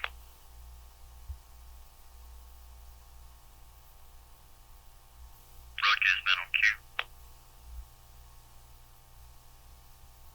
Yeah, unless, or Alabrando, I just checked with Donley. He said that it was screwed up here in the firing room and it was done by test support. I'll try to track that down a little further.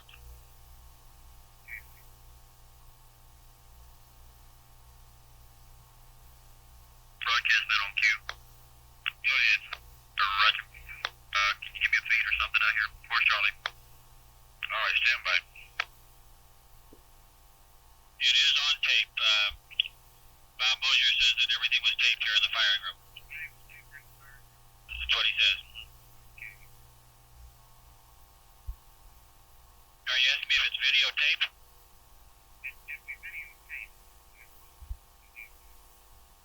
That I don't know, but they did get an audio tape.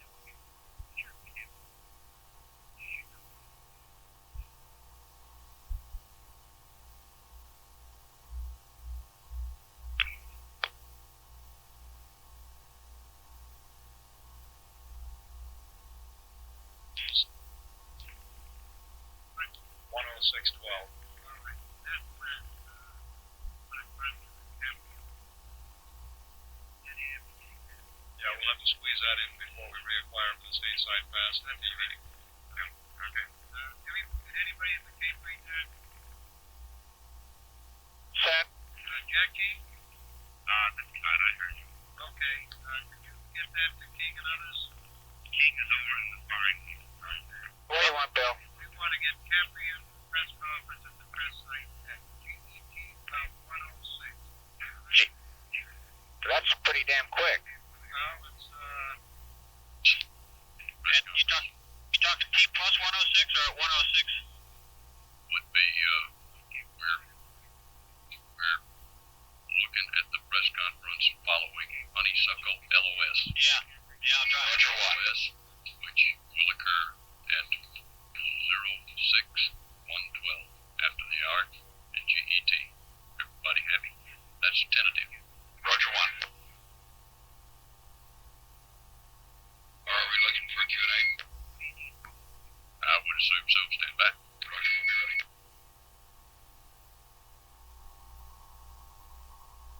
Building 30 Houston. Building 30 Houston on cue. Building 30 Houston on cue. He's on board right now. Troy, stand by just a second. Okay, building 1. Yeah. We will be prepared for Q&A, but it's going to have to be a short one because we're facing a television pass from the spacecraft right after it, you know. Charlie's trying to raise you. Okay, go ahead, Charlie. Can we get a small voice check from you all? Roger. Take me off the line, building 1. Pump me to the cape, okay? Building off the line. He's off the line. You ready to give us a voice check? Okay. You mean from here? All stations stand by. We'll have an Apollo control announcement. 30 seconds from my mark. 30 seconds. Roger 1. Roger Cape. Okay, sorry about the short queue. 20 seconds away. Everybody now. 20 seconds. Be advised there will not be Q&A from Houston on this press conference. Roger. Roger Cape. 10 seconds. The lights on. Stand by, Doug. 5, 4, 3, 2, 1. Go. This is Mission Control Houston at 52 minutes. We're standing by now for acquisition of signal, and our network controller reports we just reacquired the spacecraft over the Canarvan station. Houston, how do you read 13? 13 Houston, loud and clear. Okay, Joe, everything's going good. We're proceeding on the timeline in good fashion. I've got a P-52 done. I can give you the torquing angle. Ready for him, Jack? Okay, use now 26, stars 26 and 33. The star angle difference was all balls. Now 93 minus 067 minus all balls plus 0.162. The time of torquing was 45 minutes, 35 seconds. 14 minutes from now. Oh, well, that sounds marginally acceptable. For a new CMP, it ain't too bad. Yeah. Okay, 13, we got nothing for you at the moment. Everything's looking good. We're looking at your data now. LOS Canarvan and AOS Hawaii. Okay, stand by, Howard.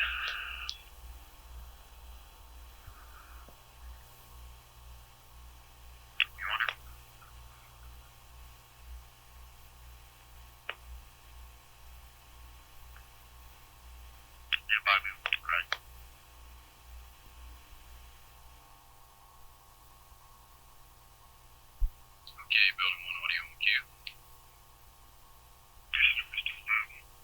Roger.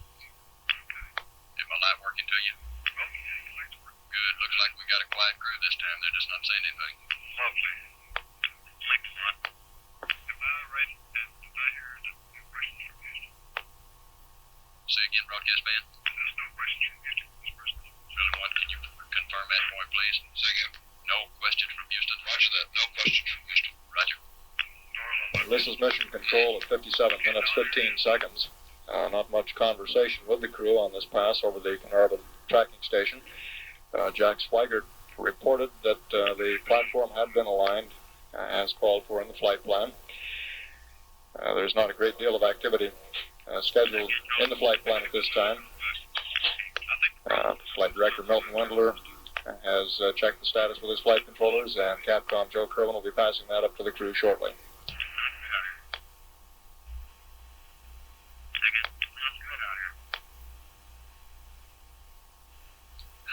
Okay, building 1. Hello? Yeah, how'd it sound over there? Pretty smooth? What? The transition and all that good stuff, except for the mess we got into down there. there. Yeah, I noticed Chuck called tower clear just a little bit early. Yeah, Roger, just a hair, but, you know, I don't want to get out from under it myself. Apollo 13 Houston, LOS Carnarvon in about 30 seconds. Honeysuckle on the hour, and verify your S-band is up for Honeysuckle, over. Okay, good. That's verified. Roger. And Houston, we're beginning to see a beautiful sunrise here. Roger that, Ken. Roger. Sounds good here. Last one, Q.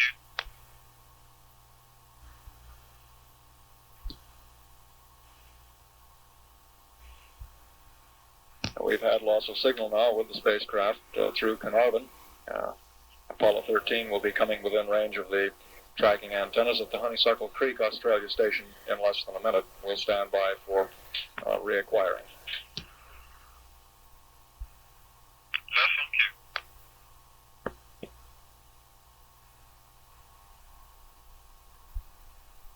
And at 1 hour, 10 minutes into the flight of Apollo 13, we should be reacquiring radio contact with the spacecraft through Honeysuckle Creek momentarily. Roger that. At 1:20. Recapping briefly the situation during the launch, we had a normal first stage burn. The second stage ignition was normal, up through 5 minutes and 30 seconds, at which time the inboard engine, engine number 5, shut down early. The center engine had been scheduled to shut down at about 7 minutes and 44 seconds ground elapsed time. The cutoff on the second stage was at about 9 minutes 48 seconds. Through Honeysuckle. About 30 seconds early. And the total excess burn time on the third stage was about 10 seconds. Capcom Joe Kerwin has just put in a call to the crew. We've had acquisition of signal. We'll stand by for conversation with the spacecraft. Apollo 13 Houston through Honeysuckle. Roger, Houston, 13 here, reading loud and clear. Okay, S-band sounds good, Jim. Building 1, how's your audio?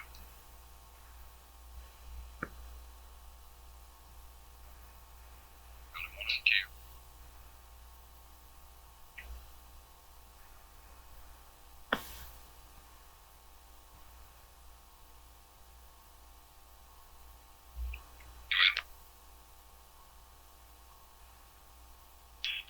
Yeah, I tried to get you on Q twice, Doyle. Did y'all catch that? It was real low here. Roger, we got it. Okay. The spacecraft was very faint on it, Larry. Roger, Roger. I know it, Tom. He just might have had the mic jarred around in his mouth or something, you know. What the hell? It sounded like Lovell was sitting right next to me here a minute ago. Well, they ain't saying a damn thing, are they?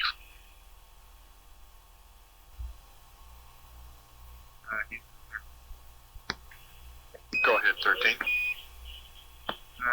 Be okay if I break up the FM.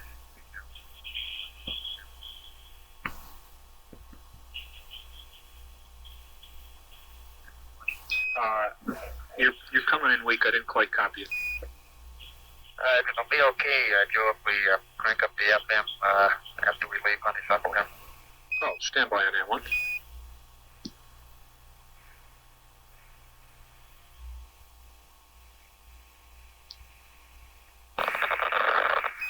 Houston. Go ahead, Houston. What TV was that? Okay, 13. Okay, Joe, I just wanted to put on the TV switch at Honeysuckle to tune her up there. Roger, I'm being prompted, and you've got to go for that. You can turn it on, go to TV, and we'll see you that way over the States. Okay.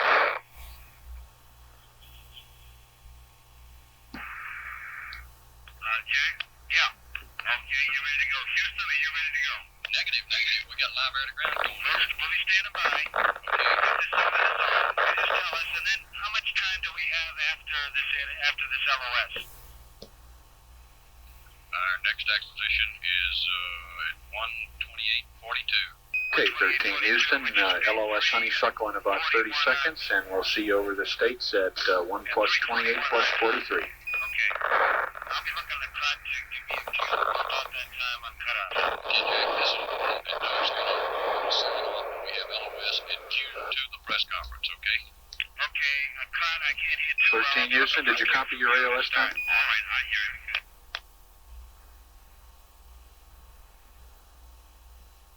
Mr. King? Yeah. Scott? Yeah. Here's a flight patrol. My headset didn't turn it up. I know, Jack? He dropped off. He's not wrong. Hang in there, Billy. We're going to switch over to McCabe after Mr. Ward does his bit. We've had loss of signal now from the spacecraft. At last look, everything appeared to be normal with the spacecraft and the launch vehicle.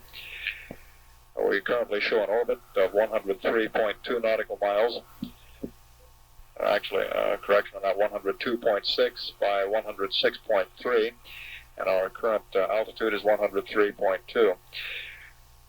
We'll be reacquiring the spacecraft over the United States at the ground elapsed time of 1 minute 28 minutes 43 seconds, at which time you heard the crew advise that they will be configured for the TV transmission, which is scheduled to occur at about 1 hour 36 minutes over the Mila station. The post-launch press conference is scheduled to begin shortly at Cape Kennedy. At 1 hour 7 minutes, this is Mission Control, Houston. Okay, let's put a press conference. Take it. You're up, Jake. Okay, we're back here at Kennedy Space Center now, and I guess we're ready to proceed. We're going to attempt to conduct this post-launch conference between communications with the spacecraft. This gives us approximately some 20 minutes. We'll do our best to try and get as many questions in that time, but I'll be standing by for signal also, so we can go back to the air ground at the proper time so that you can keep up with everything in the mission. At this point, I'd like to introduce Mr. Walter Kaplian, Director of Launch Operations for the Kennedy Space Center and Launch Director for Apollo mission. Good afternoon, ladies and gentlemen. It's a pleasure to see you on a clear day for a change. I guess there really isn't too much to report to you as far as the countdown itself is concerned. It was perfectly nominal. We had no problems whatsoever with the spacecraft, with one exception, and that was in that we do have a lock to safe our pyro bus, and it takes a key to remove that lock, and we broke the darn key off in the lock, and it took us a little while to get it out. We did have a spare key, and we took that off, and that's the sum and substance of our problems with the spacecraft. At approximately 1 hour and 50 minutes before launch, we did run into a little difficulty with a locked vent valve in the S1C stage, which we were attempting to cycle open and closed as required for the venting process, and it stuck out in the full open position, and we ran through a repeated number of cycles attempting to free it, and for some time we're unsuccessful in doing so. It causes concern in that if we had not been able to close the vent valve, we would not have been able to pressurize the locked tank at T-minus 72 seconds. However, we did run some nitrogen gas through the system, and we were able to sufficiently raise the temperature such that we were able to close the valve, and we proceeded the rest of the way with that vent valve in a closed position at all times. And we do have a second vent valve in the stage that we relied on to give us the correct conditions at time of stage pressurization at T-minus 72 seconds. Those two items were the sum and substance of the problems that we encountered during the entire countdown. As most of you know by this time, the first stage burn was perfectly nominal. You may have noticed that it seemed almost like an eternity before the vehicle cleared the tower. Well, that, of course, was because this is the heaviest vehicle that we've flown. It was approximately 26,000 pounds heavier at liftoff than Apollo 12, and the S1C engines, though they were perfectly within specification, were rated at about 100,000 pounds total thrust less than those that we had on the Apollo 12 vehicle. this made the time about 1/2 to 3/4 of a second longer in clearing the tower. All of the first stage burn, as I mentioned earlier, was perfectly nominal. The second stage burn was nominal up until the time that the S2 inboard engine cut off. That engine is normally cut off by switch selector command approximately 90 seconds before the outboard engines are cut off. For some reason that we have not been able to determine at this time, the engine did cut itself off approximately 2 minutes earlier than planned. Now, as a result of that having happened, the outboard engines, of course, burned approximately 1/2 a second longer. They burned to fuel depletion and made up some of the energy that was lost by virtue of the inboard engine having cut off early. And when we burned the S4B, it burned approximately 1/2 a minute longer than originally planned in order to make up the deficiency. And at the end of the first burn of the S4B, the deficiency was made up. Now, we had approximately a 2,200-pound payload margin for this mission. We used up a little bit of that margin by the fact that the engine did cut off early, but we did not use up enough to lose any confidence in our ability to perform the TLI maneuver. We still do have a 3 sigma capability. So we have no reason to suspect that we will not have a good TLI burn and fly a perfectly nominal mission from this point on. I guess that's all I have in the way of general comments. Feel free to ask any questions if you choose to. Hey, Dick, right down here. Why did we nominally have the main stage engines lower rated than thrust, if I understood you correctly? They weren't. Well, you know, the vendor guarantees engine performance to a certain specification. These engines did meet that specification. It just so happens that they weren't quite as hot as the ones we flew on Apollo 12. There's nothing wrong with them. I don't mean to imply that. I'm just explaining to you why it took a little longer to clear the tower than it had taken on previous missions. Up there. Go ahead. Does the longer time for the S4B burn affect the timeline at all? I don't think it affected significantly. I think we're going to be within seconds, certainly not more than a minute or two. Question, Andy. Do you have that total lift-off weight, since it was the heaviest, other than 26,000 more than the other? No, I don't. It was, if you recall what Apollo 12 was, that 25,600 pounds to it. It was about 6.4, but we'll check that figure for you. Al, all right, go ahead. Okay. Go ahead. Go ahead, Red. You told us there was a 22,000-pound payload margin. 2,200 pounds. 200, thanks. How much of that margin has been consumed, please? As best we can determine, we used up a significant proportion of that margin. Now, beyond that margin, we still have what we call a 3 sigma capability. So we have the full 3 sigma capability plus somewhat of a margin. And at the time I left the firing room, we did not have all of the numbers in yet telling us exactly how much we had, but we were able to establish that we did have the full 3 sigma margin. The 2,200 pounds was something that was a little bit of gravy that we had in addition to that. Is it a fact that you've just got enough for TLI now? Yes. For a 3 sigma condition. In other words, for a worst case condition. If you put all of your 3 sigma errors together, which is the basis on which we plan our missions, we have enough reserves to handle that. Thank you. We still have margin. We still do have. We have all the margin we wanted to have. We have not used up all our margin or even come close to using it. We have our full 3 sigma margin. Sandy? On that weight again, where do you get in the extra 22,000 pounds? Is that fuel and ISO located where? As far as the margin itself is concerned, well, we flew with some extra propellants aboard this vehicle, part of it for the reason of flying this mission and part of it to just get a little bit of added knowledge as a preliminary to flying the J missions, which are going to be missions where we fly with heavier payloads than we've been flying to this time. So we loaded the tanks up more than was required to fly the mission. Do you have enough fuel left for to guide the S-40 for the lunar impact?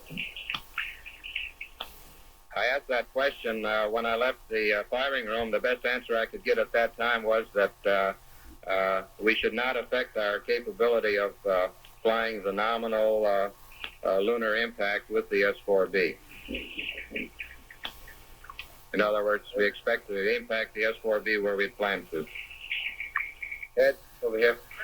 Well, that's the same question I wanted to ask. Do you have any over here? Don't see any more hands. Okay, we'll take two over here and then we'll wrap it up. Mattingly was in the control room. Was there no concern about his being infectious with German measles? He was in the control room in Houston. Mattingly left the Cape last night. I think we'll try to find that out for you, Ben, but I don't think we have any details. Ken Mattingly observed the launch from the Mission Control Center in Houston, not here. Did you have a question, Andy? Go ahead.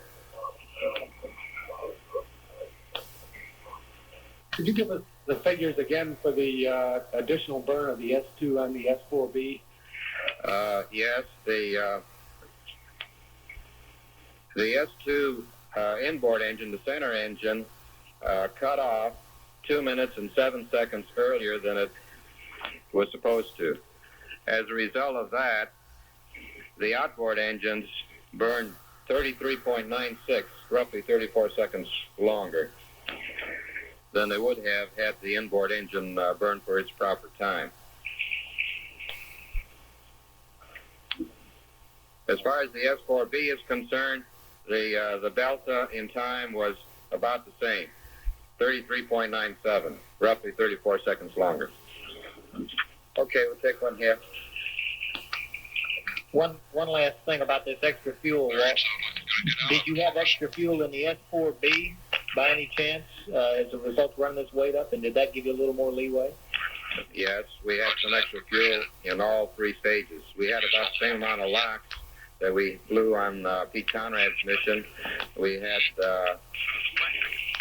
approximately 9,500 pounds more RP1 than we had on Apollo 12, and we had more LOX and hydrogen in both the other stages. I knew those figures, but I've forgotten them. I can't give them to you. Does that make any difference in the three signals? Well, it helped us out. Okay. All right, we'll take one final one up here. Can we have exact liftoff time, please? Well, let me check here.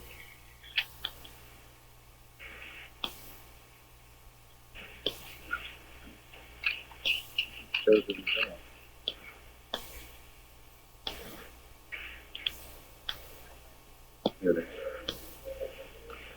It was 600 milliseconds late.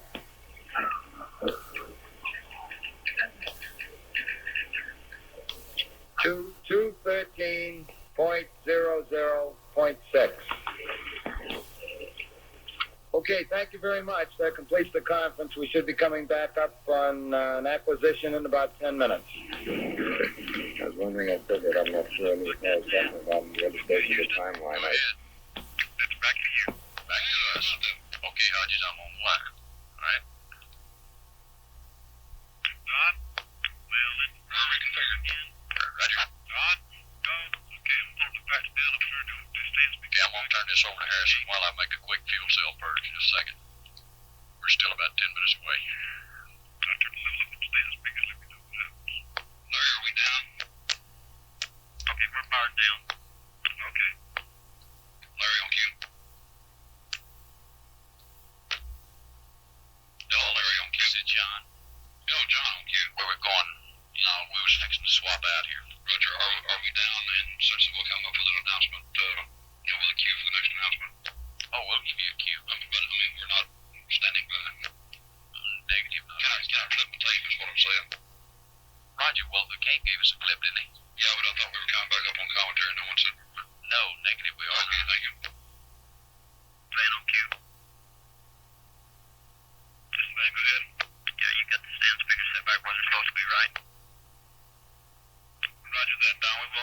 shakes. Now, Dole, we will give a cue before we come out. Yeah, Roger, thank you. Substantial if possible. Are you going to be in for a while? Until Larry gets back, he's making... Roger, Don, we'll know. Okay. Dig it.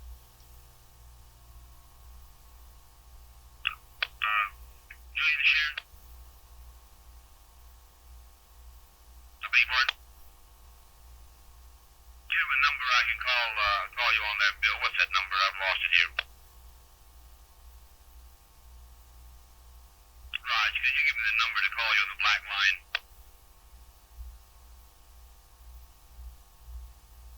Thank you.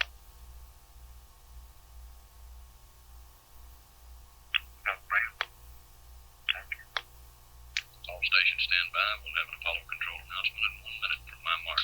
Roger 1. Roger Cape. Mark, 1 minute. Mr. Ward will have 41 seconds for an intro, and then we'll acquire Wymus. Where will it do? Studer, use Tom Q. Roger. 50 seconds. Pull down your gear from up there. You power it down. Roger, come on in. You with me, building 1? 30 seconds. Of course I'm with you.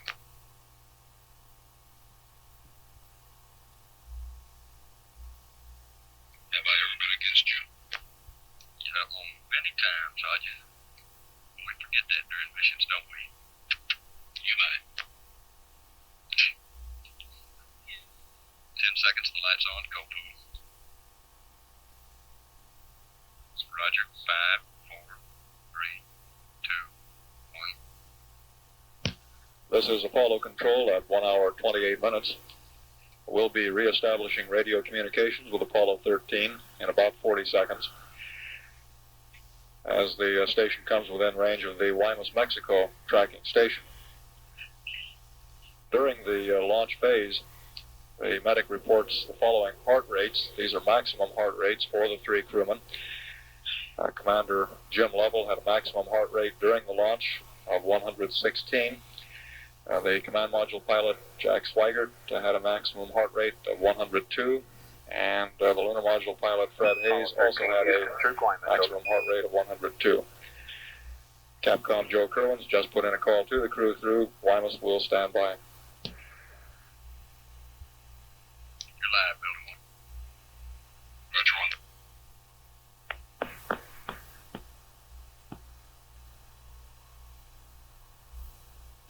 Apollo 13, Houston through Guaymas, over.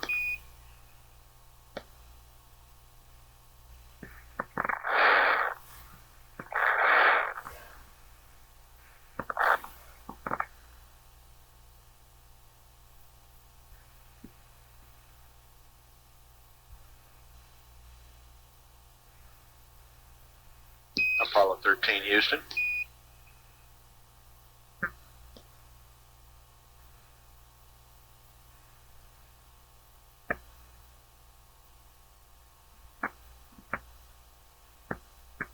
Capcom, okay, Dole? Roger, 5-by. Okay.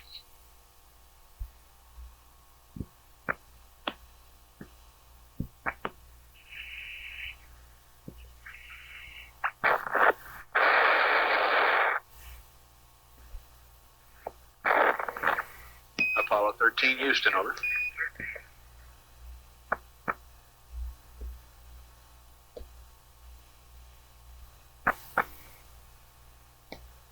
Apollo 13, Houston, over. Apollo 13, Houston, over. Go ahead. Hello there, we thought you were still up there. Yeah, we're just coming up on Baja, and I've got the TV on. You want it? I don't think we require it just yet, Jack, but we'll command it when we're ready. I believe they're dumping the tape now. The booster looks good. The spacecraft looks good on the few minutes data we've had. That sounds good.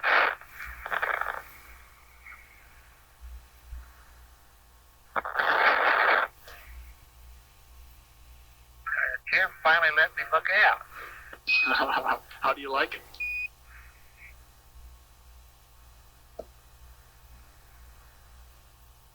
Changed me to the LED down there, stowing things and unstowing things, and I finally got a chance to look out and see the world.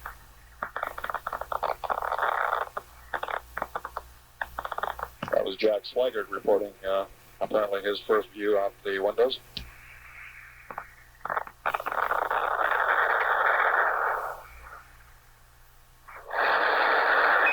Apollo 13 Houston, I have the TLI plus 90 and liftoff plus 8 pads whenever you're ready.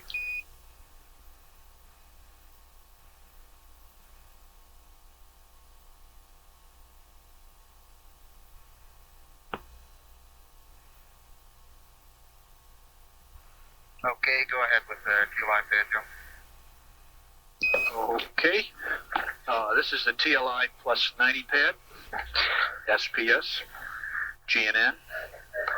63825 minus 154 plus 132 004 064553 minus 04917 plus 00001 plus 66340 180 228 001.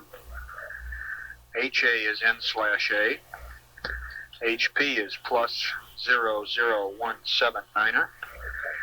66522 737 66265 26 1554 157. Foresight star is Zeta Sagittarii. Up 080. Right 21. Minus 2281. Minus 02500. 11407.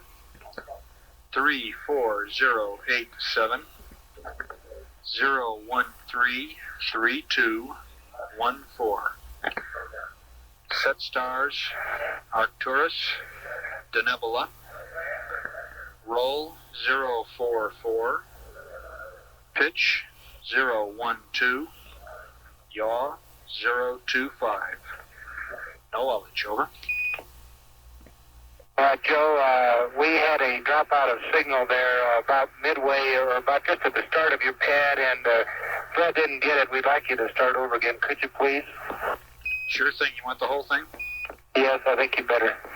Okay, TLI plus 90. SPS, GNN.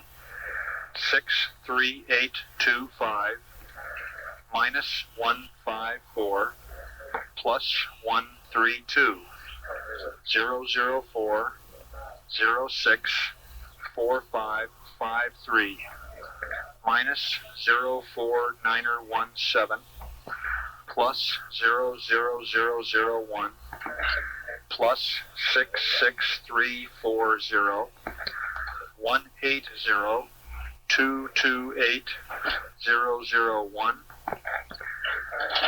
N/A plus 00179er 66522 737 66265 26 1554 157 Zeta Sagittarii up 080 right 21 minus 2281 minus 02500 11407 34087 0133214 Set stars Arcturus, Denebula.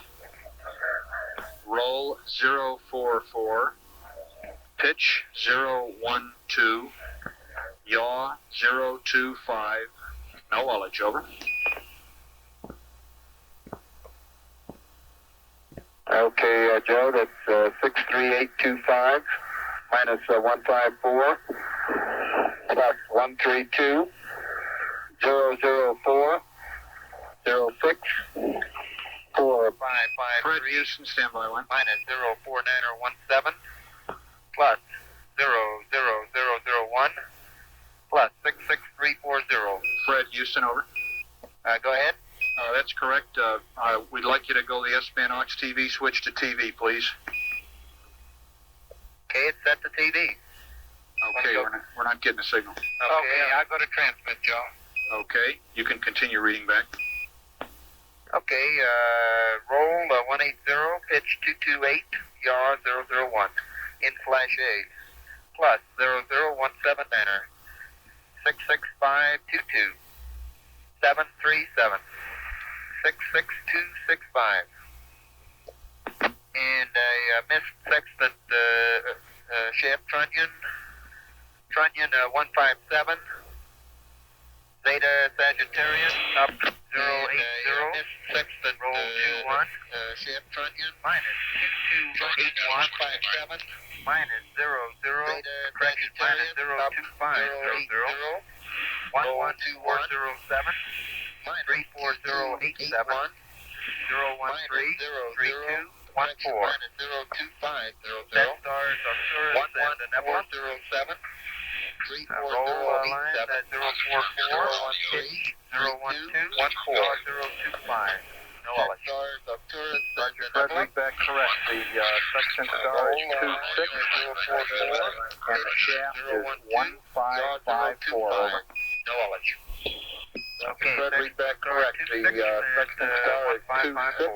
Roger, and we have a picture now. However, it's moving around quite a bit. If you could hold the camera a little steadier. Okay, section And star I have your 1554. There's nothing but a cloud outside, and however, it's moving around quite a bit. If you could hold the camera a little steadier. Coming up, I'll switch back to the window. I thought I'd just show you Jim here to make sure he's still here. There's nothing but a cloud. Okay, real fine. We had a good picture of Jim there for a minute. I have the liftoff plug date. Pad, Fred, if you're ready. Switch back to the window. I thought I'd just show you Jim here to make sure he's still here. Go ahead, Jim. Okay, real fine. We had a good picture of Jim there for a minute. I have the 00800. liftoff plug date. Pad, Fred, if you're ready. 7835. Longitude minus 165. 400K. 2236. Over. 35. Longitude minus 165. Okay, 400K. 7835. Over. 02236. Okay, that, and I have TLI pad for you. 00800. Okay, ready. 7835 minus 12605. Okay, that, and I have TLI pad for you. 108 000 254705 10416 35587 35847 139 320 302 319 040 1 time 420 01 plus 00. Over. 319 040. Ejection time 4 plus 01 plus 00. Over. TLI 2 plus 26 plus 05 17 enter 108 000 5 plus 47 1041 plus 6 enter 35587 108 358 13 enter 5 plus 320 1302 31 enter 3040. And ejection time 4 plus 01 plus 00. Roger, Fred. Read back correct, and we're getting a nice color TV picture now. If you have any commentary to go with it. 4 plus 01 plus 00. Roger, Fred. Read back correct, and we're getting a nice color TV picture now. If you have any commentary to go with it. Where we are here. That's your job, not mine. Okay, Joe, I must say, I picked it up out of the LED for a short time here. I'm trying to find out which country we're over. That's your job, not mine. I have to keep telling Jack the blue stuff down there is water. I just been up out of the LED in a short time. I'll give you a hint. You're in the Western Hemisphere. Which country we're over? I have to keep telling Jack the blue stuff down there is water. I'll give you a hint. You're in the Western Hemisphere. Okay, Joe, it appears like that we've crossed out into the Gulf of Mexico here. And I've got a peninsula or an island that's down there. I don't know whether you can see it. Okay, Joe, it appears like that we've crossed out into the Gulf of Mexico here. And I've got a peninsula or an island that's down there. I don't know whether you can see it. Roger, Jack. We see that. Of course, there's a lot of cloud cover, and you see it more clearly than we do. But it does look like the Earth, not the Moon. Roger, Jack. We see that. Of course, there's a lot of cloud cover, and you see it more clearly than we do. But it does look like the Earth, not the Moon.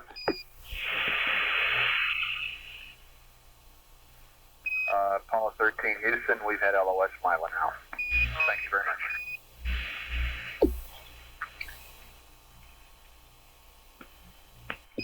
Apollo 13, Houston. We've had LOS Mila now. Thank you very much. The southern coast of the United States, but we'll stay with it, and perhaps we'll get a better picture in a moment.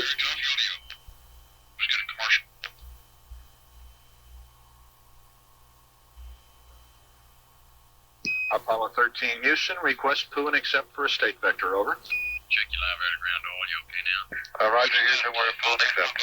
Okay. Well, that was my fault, not building it. Already.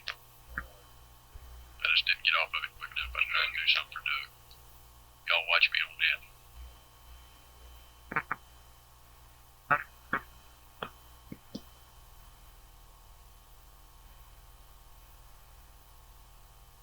I don't know who it was. It sounded like a CBS style type voice. Okay, no sweat. We didn't get but a couple of words. Okay.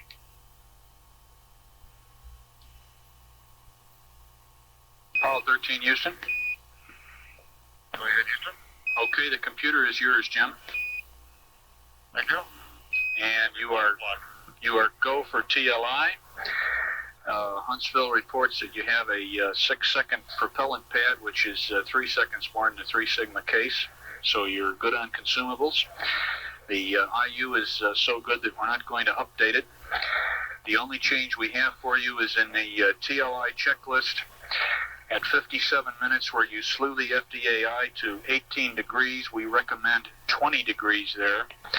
And we recommend that you look for 8 degrees instead of 6 degrees at ignition. The S4B is riding on the top of its deadband.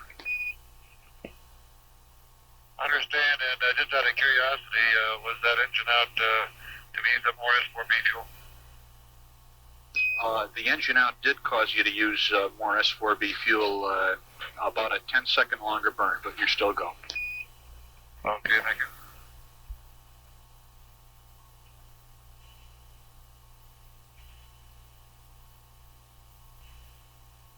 And 13 Houston, we're ready to support fire alarm and docking probe extension whenever you're ready.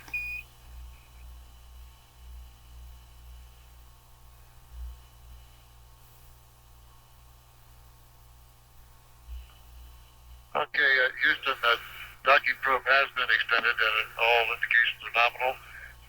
We're down to fire alarm now, and we'll get ready. Okay, Jim.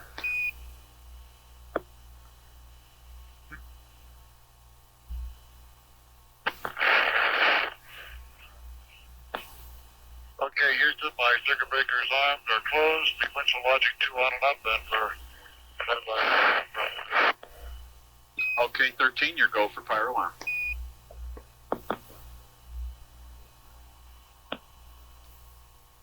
We've had loss of signal now with the spacecraft through the Vanguard tracking ship. We'll be reacquiring at Canary Islands in just a few minutes. Roger, 13, go ahead. Roger, we have our sequential arm circuit breakers in and our sequential logic 2 on and up, and we're just standing by for your confirmation for a go. Oh, sorry, 13, you didn't copy. You are go for fire alarm, over. Okay, fine, thank you.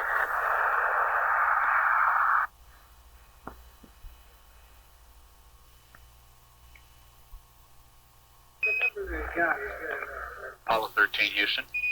Go ahead, Houston. About 2.5 minutes to LOS, Jim, and your AOS at Carnarvon will be 2 plus 25 plus 50, over.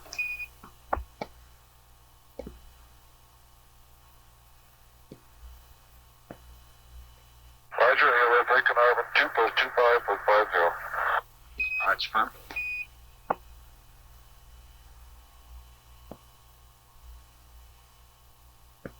Apollo 13, Houston, LOS in about 1 minute.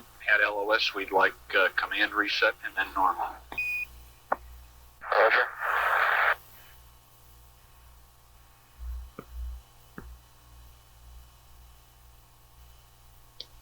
We've lost contact now with the spacecraft through the Canary Islands tracking station. We'll be reacquiring in a little less than 30 minutes at a ground elapsed time of 2 hours, 26 minutes. When the spacecraft comes within range of the tracking antennas at Carnarvon, Australia. During the pass over the United States and out over the Atlantic, Capcom Joe Kerwin gave the crew a preliminary go-ahead for translunar injection. We have adequate propellant margins on the Saturn third stage, despite the some 10 seconds of additional burn in getting into orbit due to the early shutdown of the second stage center engine. It is not expected that the somewhat later injection time will have any significant effect on the flight plan. The preliminary time for the beginning of the translunar injection burn is 2 hours, 35 minutes, 27 seconds. The flight dynamics officer is in the process now of updating that time, but we don't expect a significant change. At 1 hour, 57 minutes, 55 seconds, this is Mission Control, Houston. Good evening, everybody. Roger, 1. We're all ready to ground, building 1. Building 1, audio control. Have somebody meet Doug on board, please. Roger.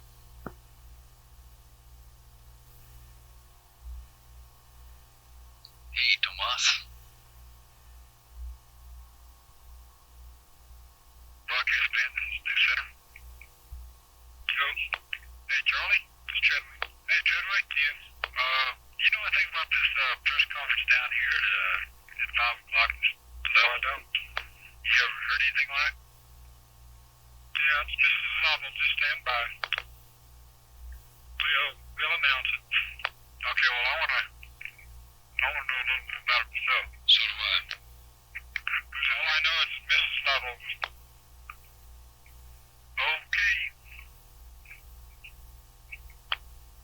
We all aware of the one we're going to have 6 Houston time. What's that, shift change? Negative.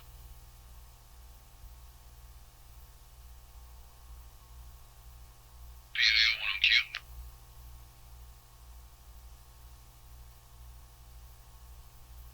PAO building 1 on cue. PAO 1 on engineering.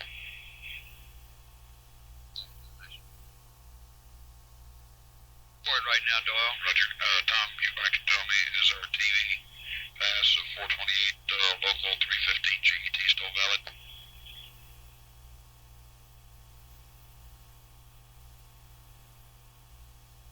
That's a Roger. Okay, thank you very much.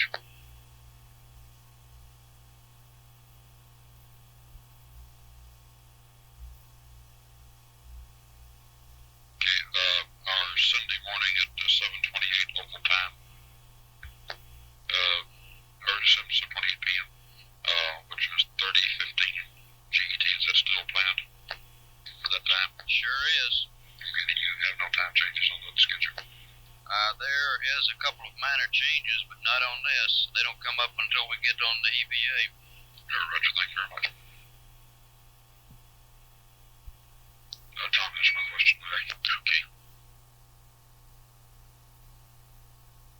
You don't know of any time schedule changes on the TV passes for today and tomorrow, or today and Sunday that got Tom known about, would you? No, you'd know about it before I would. Thank you. Okay.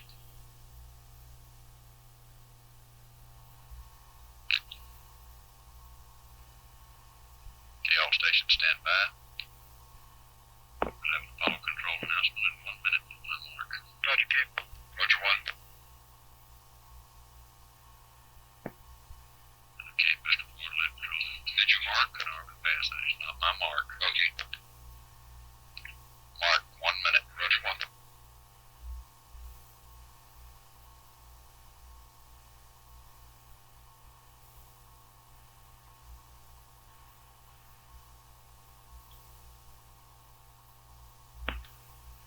Seconds.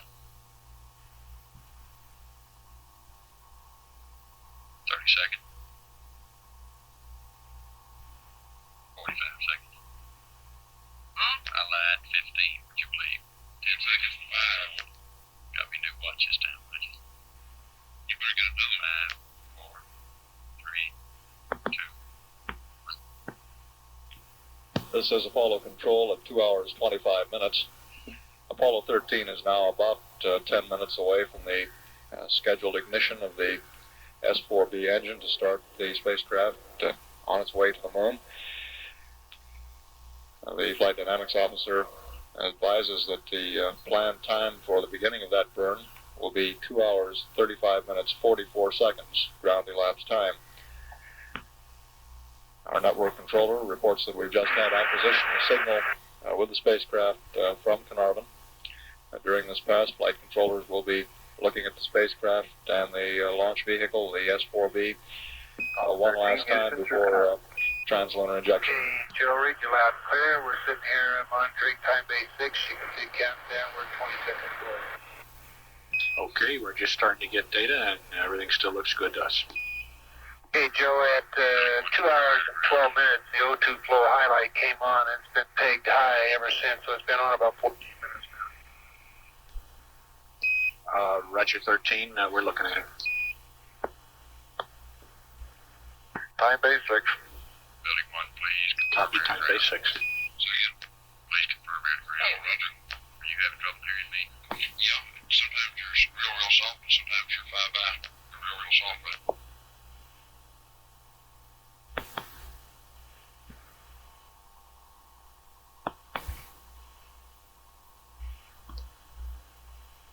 Okay, Apollo 13 Houston, you have a go for all systems, and the O2 flow high jack is nominal with the waste tank vent open at this time, and it's no sweat. Okay, just wanted you all to check it for me. Okay, we did. Thank you.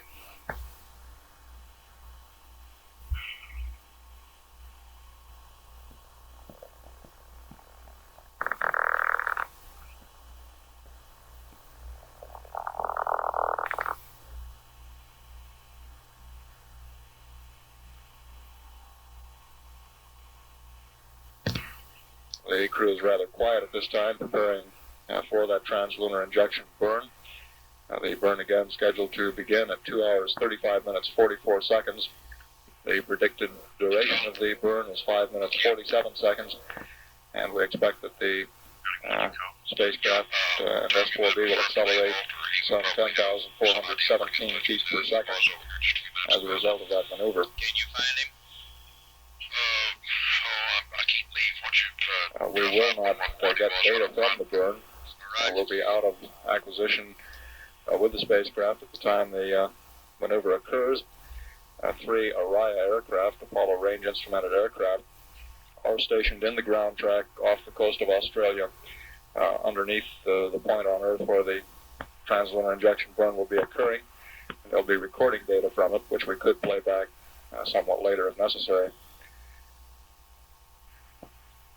The booster engineers just reported that the S4B chill down in preparation for the burn has begun.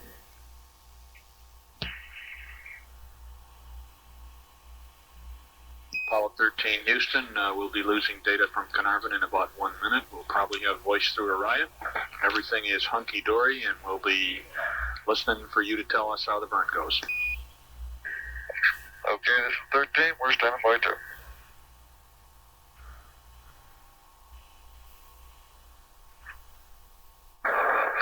Receiving multi-rate.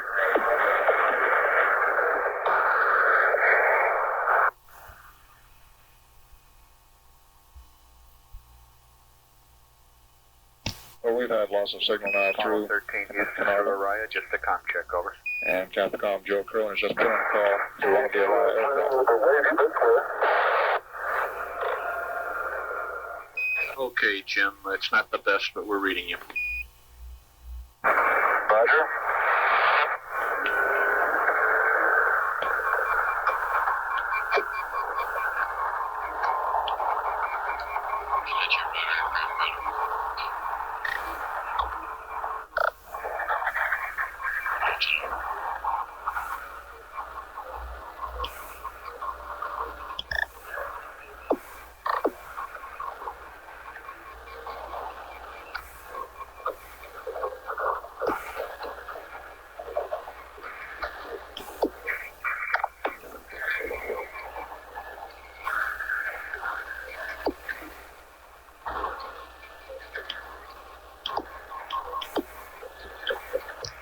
We expect communications will continue to be somewhat noisy during the time that conversation from the spacecraft is being relayed through the Araya aircraft.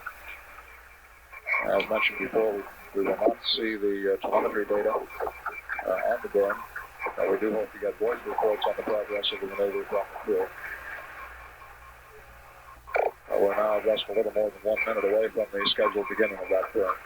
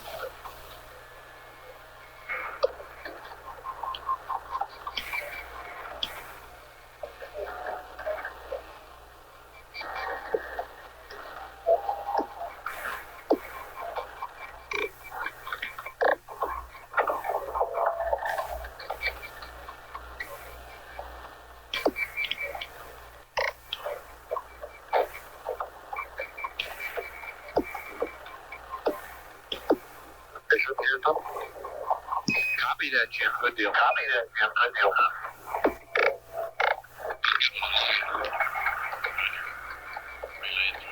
Jim Lovell reports we had ignition.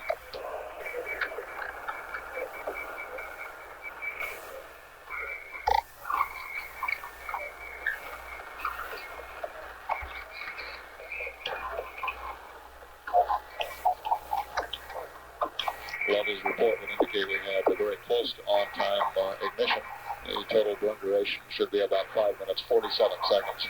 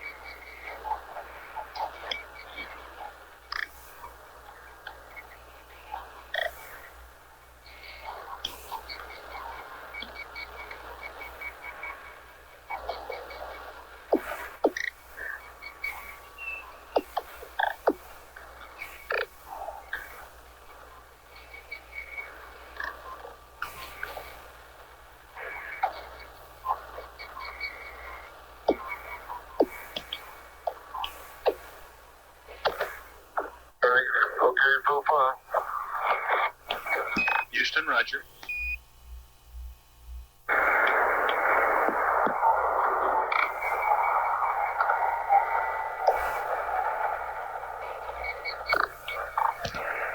Jim Lovell just reported that everything looks good with that burn. we're still about 7 minutes away from reacquiring the spacecraft through the station of Hawaii, at which time we'll get our first good look at the trajectory as a result of this burn.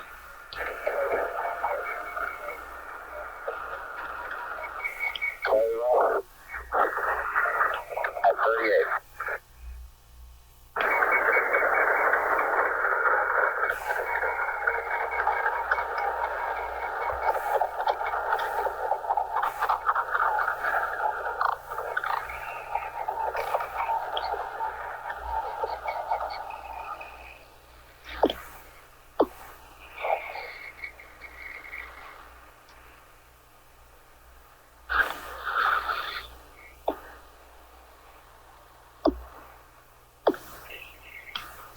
We're now 3.5 minutes into the translunar injection burn, some 2 minutes 17 seconds remaining in the maneuver, which will start Apollo 13 en route to the moon.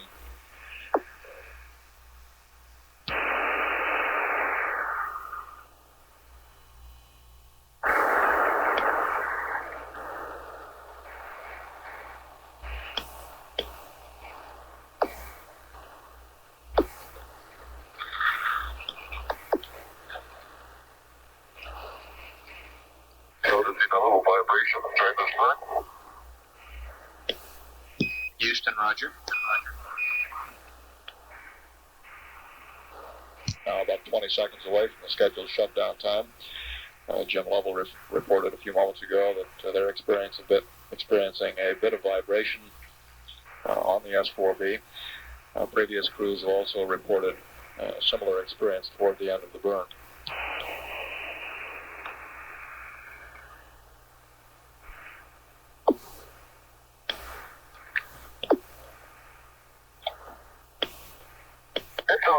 Engine off. Houston, copy. Engine on.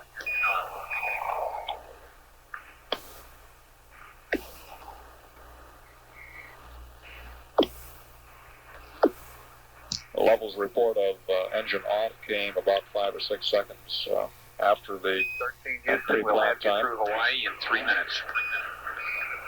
Roger, through Hawaii in 3 minutes.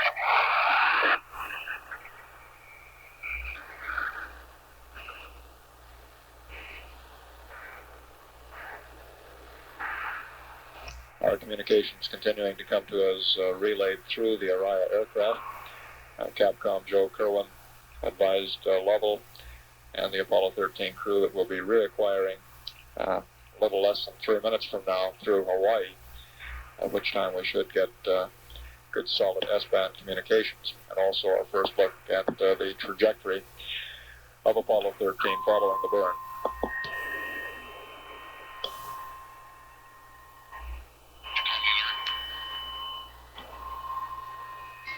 Our communications is getting quite noisy at this point through the Araya relay. Lovell's reports of ignition and engine shutdown would indicate that the burn went at least fairly close to nominal. He reported engine shutdown about 6 seconds following the time that the engine was scheduled to shut down. And we'll be reacquiring at Hawaii in about 45 seconds.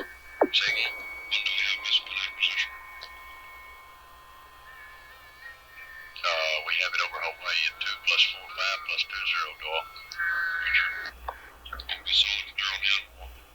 Well, yeah, they're on their way, baby.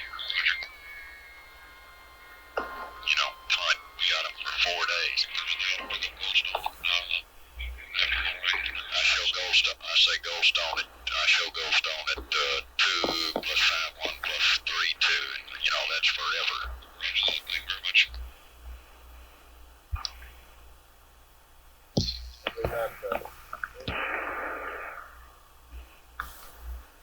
We've had acquisition of signal at Hawaii. We'll stand by for a call to the crew.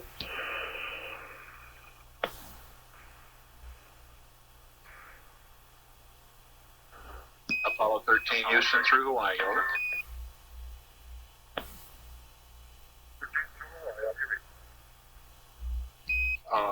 13 Houston, you're weak but clear. It'll probably get better in a second. We're standing by for the burn report. Roger. And 13 Houston, the booster reports that everything looks good with the S4. Well, good, Houston. The ride was very nominal. We had a little vibration, though, during most of the run.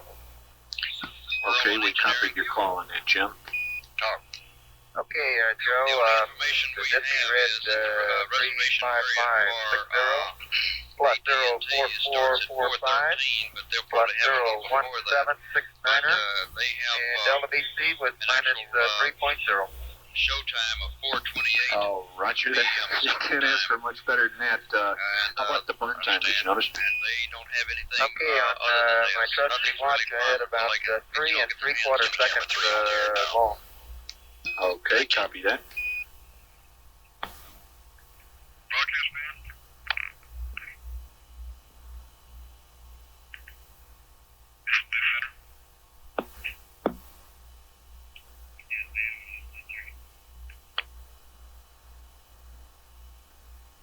This is calling broadcast man.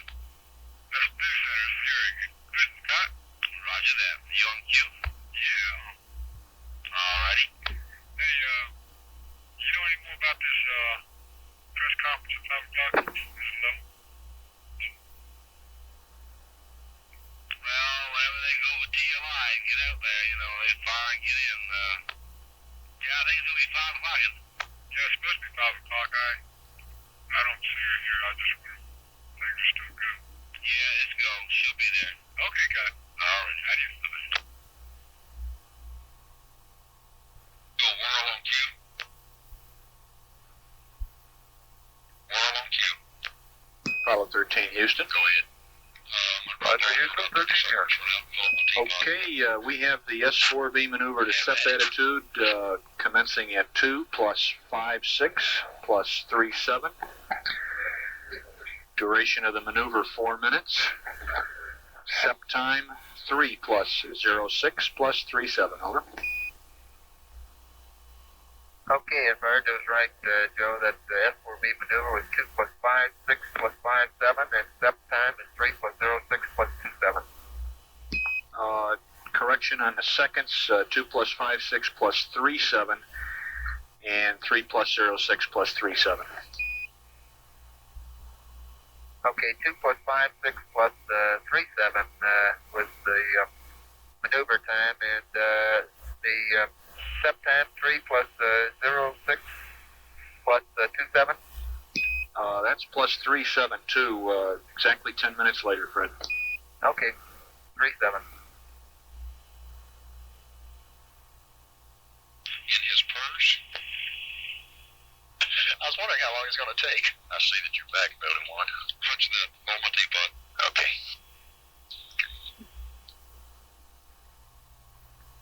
This is Mission Control. We're now at 2 hours 54 minutes with the crew preparing for the CSM separation from the S4B, the subsequent docking with the lunar module, and the ejection of the LEM and command module from the Saturn third stage. The times of all of those events are almost precisely as indicated in the flight plan.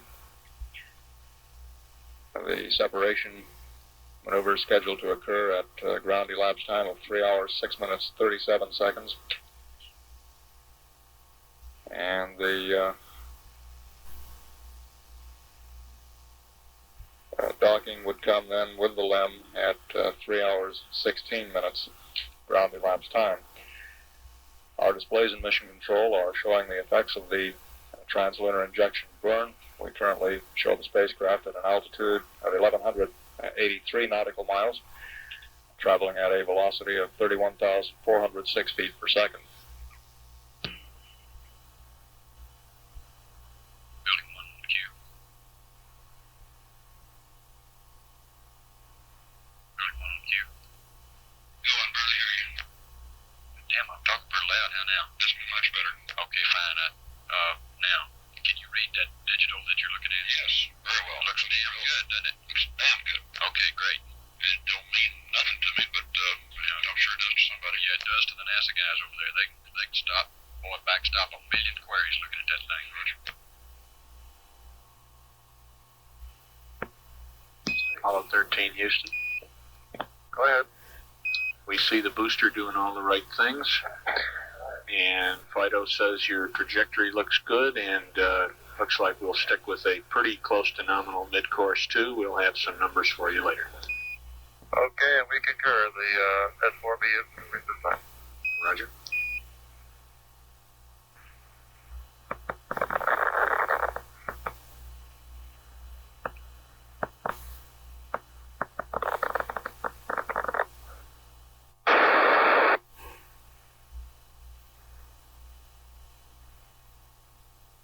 And Apollo 13 Houston, we'd like Omni Alpha, over.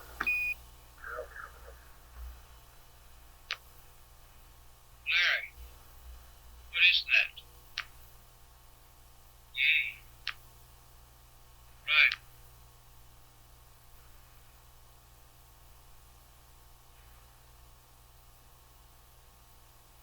Yeah. Is he explaining it?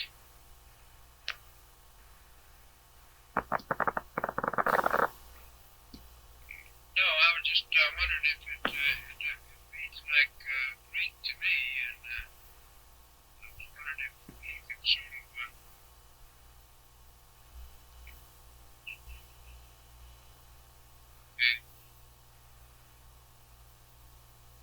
13 Houston, now request Omni Charlie.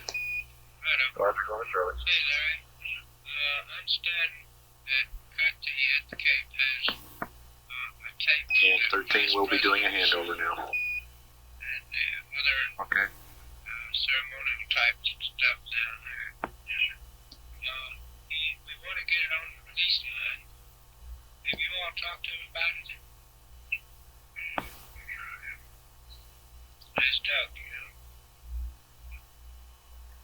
We got the ball game on now. We don't need a TV show from space.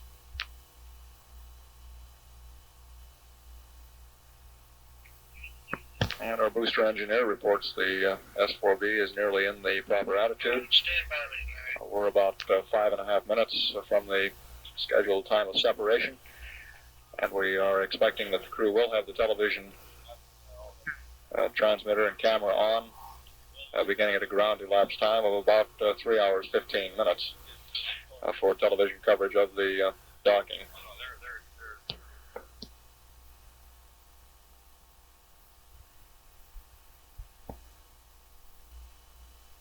Apollo 13 Houston, you are go for T&D. Okay, Joe, thank you.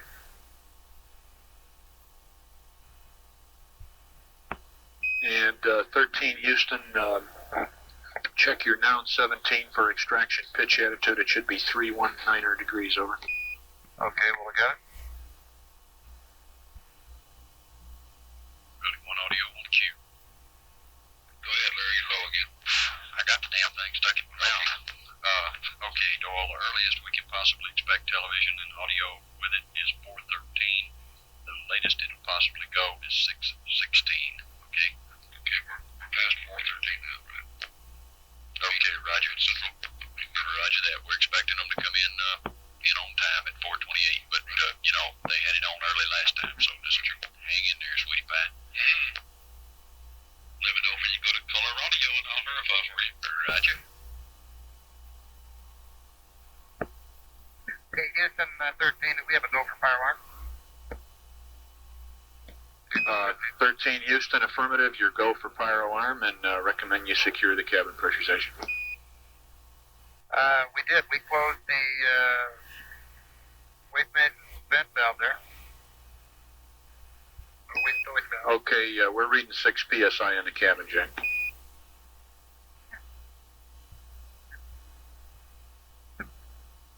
Roger, Joe. Thank you very much. Telemetry data here on the ground indicates that the spacecraft has separated from the S4B. Astronaut Jack Swigert at this time would be in the commander's couch, the left-hand couch, at the controls of the spacecraft during the transposition and docking maneuvers. And we should be getting television transmissions from the spacecraft beginning at about 3 hours 15 minutes ground elapsed time.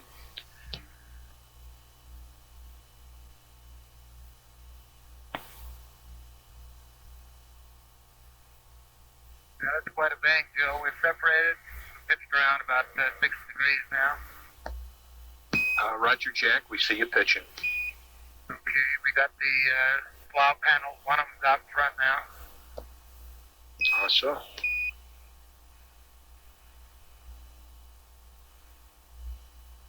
Swigert reporting that the slaw panels on the S4B are coming into view.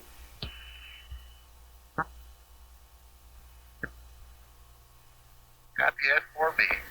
I guess we're about 80 feet. Good deal. Okay, I'm going to come on with the TV now, Joe. Okay, Fred, we're waiting for it.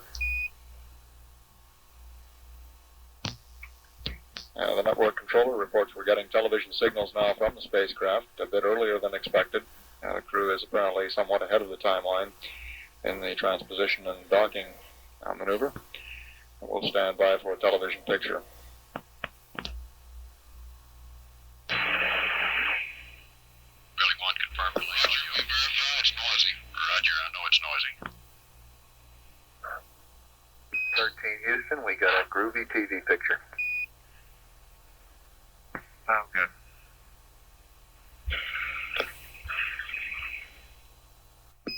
Houston, we got a groovy TV picture. Oh, good. We're looking down the nose of the S4B minus its slaw panels at this time, top view of the LEM.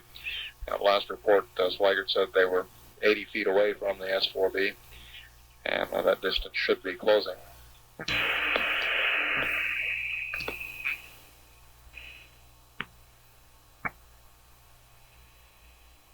the focus good enough, Joe, that you can see all the glittering debris? We've seen some debris, Fred. The booster itself is a little bit bright. What's your f-stop? Good enough, Joe, that you can see all the 22 glittering debris? Why don't you go up a click and let us have a look? We've seen some debris, Fred. The booster itself is a little bit bright. What's your f-stop? Okay, I'm at 24. Why don't you go up a click and let us have a look at that? Okay, let's stay there for now, and I assume you're in peak. Take her. Okay, you're 24. Okay, let's stay there for now, and I assume you're in peak. Take her.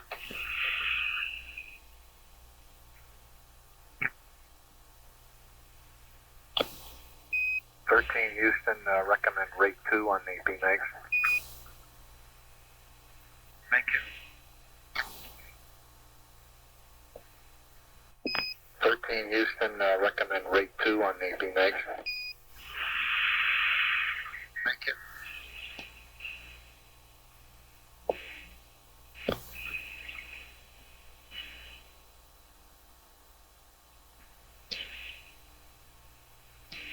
Fred Hayes is manipulating the TV camera. We haven't determined yet which window of the command module we're looking out of. Jack Swigert in the left-hand couch maneuvering the spacecraft command module into position for the docking.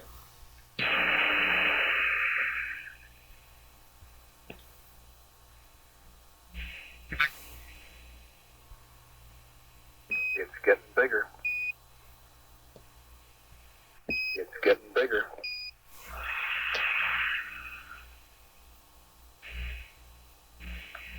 As you might know, Joe, I got the center seat again. I can't see a thing.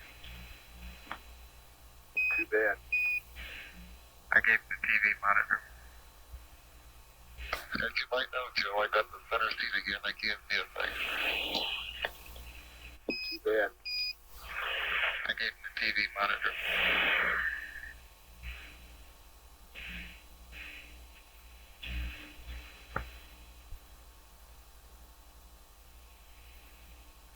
This view of the Saturn third stage and the lunar module is coming to us from about 5,000 miles beyond Earth. The spacecraft and S4B traveling at a speed of about 22,900 feet per second at this time.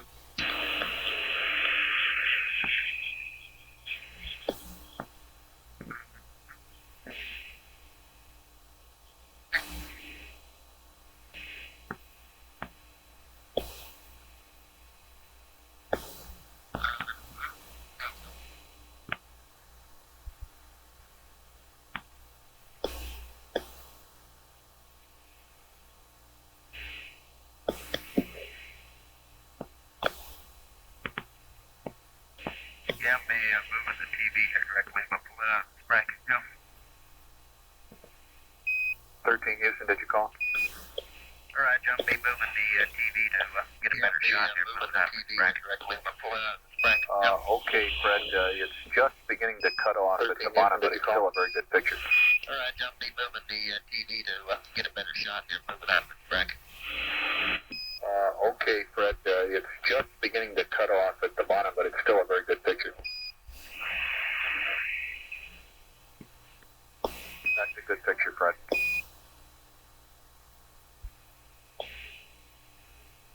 Yeah, we're just about there. About 10 more feet now. That's a good picture, Fred. Everything looks pretty good down in the S4B to shroud the tank down there.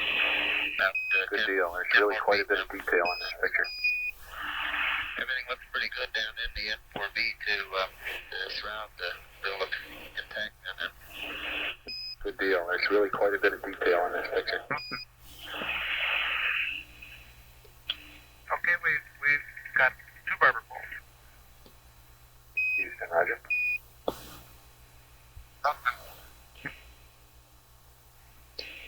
Okay, we've got 2 barber poles. Houston, roger. Yeah, you should be able to see down into the portion of the IU right now, Joe.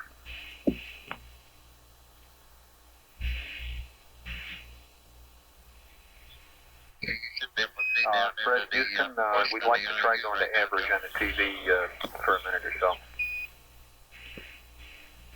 Okay, you got average and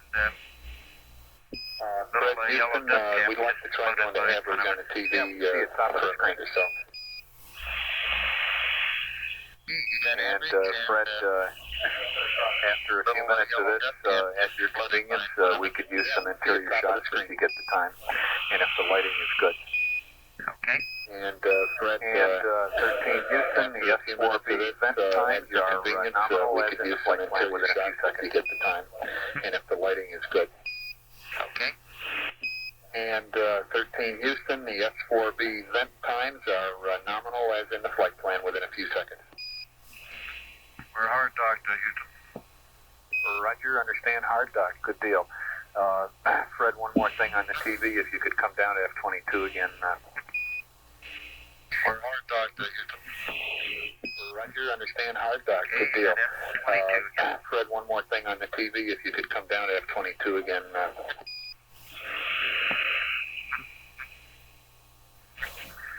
Okay, you got F22 again. And Houston, Fred will handle the camera as we go through the post-doc and checklist. Okay, Jim, real good.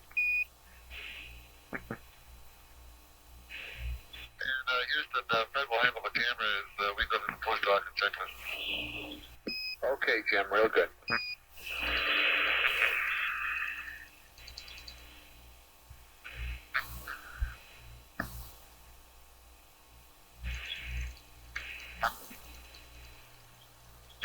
Hayes apparently maneuvering the camera inside the spacecraft for an interior view at this point.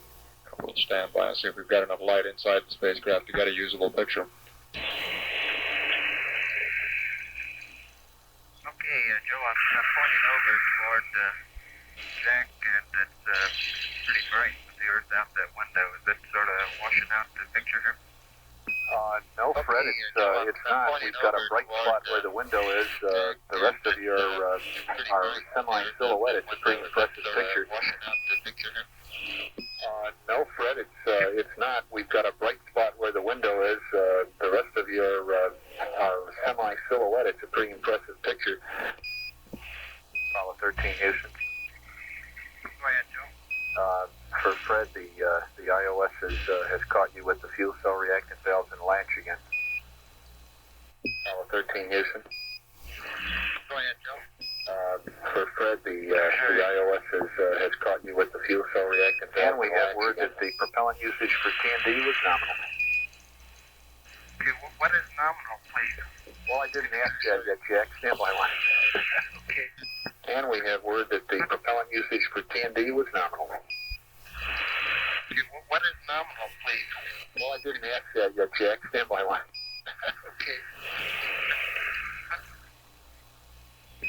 Fred, this is Houston, over. Go ahead. Okay, with the direct sunlight from the window out of the TV camera field as it is now, this is Houston, over. We'd like you to open it up with the direct sunlight from the window out of the TV camera field as it is now. We'd like you to open it up in that stop or so, and if convenient, try and keep that bright spot out of the window. Okay.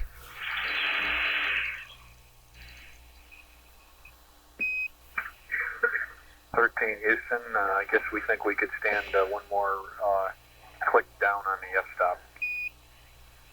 Okay, Joe, he's going to do it.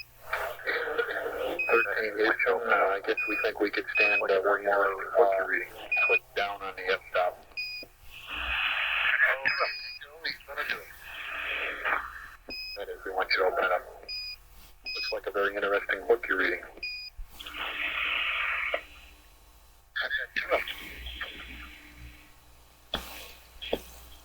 Hey, that's pretty, Fred. Okay, I hope you got more detail than I have on the monitor here. No, we probably don't, but it's kind of a neat picture anyway.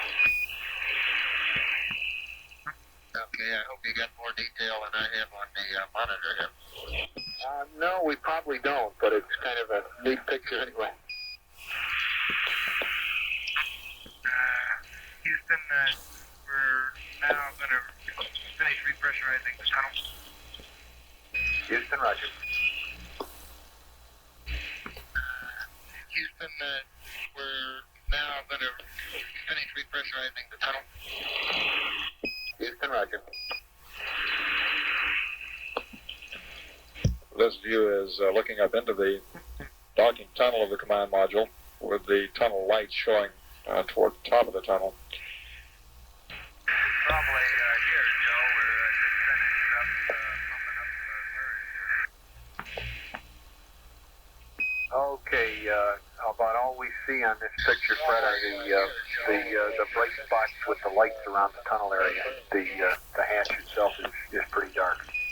Okay, about all we see on this picture, Fred, are the bright spots with the lights around the tunnel area. The hatch itself is pretty dark.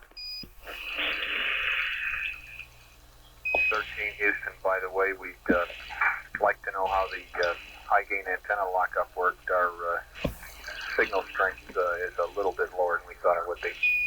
13 Houston, by the way, we'd like to know how the high gain antenna lockup worked. Our signal strength is a little bit lower than we thought it would be. react to the numbers cranked in, and as soon as we got pretty much smooth rotation, just threw it down to high gain, and it started to lock right up. Okay, good deal. The numbers cranked in, and see that flashlight beam winding around there. Rotation, just threw it down to high gain, and it appeared to lock right up. Okay, good deal. See that flashlight beam winding around there. At this point, we're getting a good view of Jack Swigert in the left-hand seat of the command module. Houston, 13. 13 Houston, go ahead. We'd kind of like to hold off on the start the venting again until we get things pump back up inside here. 13 Houston, go ahead. One of you might give us a call. We'd kind of like to hold off on the start the venting again. Okay, 13 will do. Pump back up inside here. One of you might give us a call. Remind us when to initiate that. Okay, 13 will do.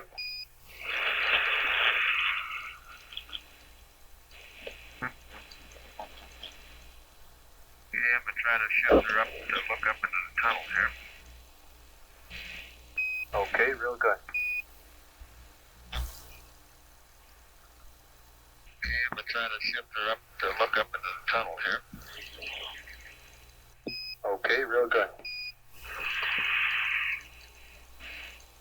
Okay, 13 Houston, I think we could use an f-stop lower.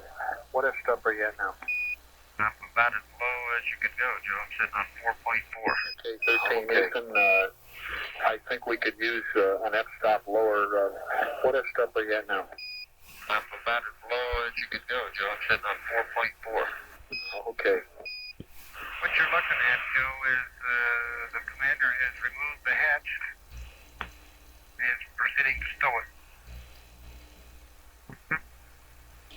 What you're looking at, Joe, is the commander has removed the hatch and is proceeding to stow it.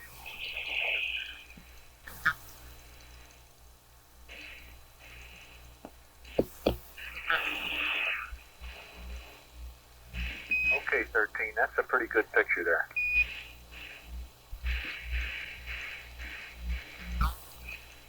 CDR is verifying the docking wedges now. Okay, 13. That's a pretty good picture there.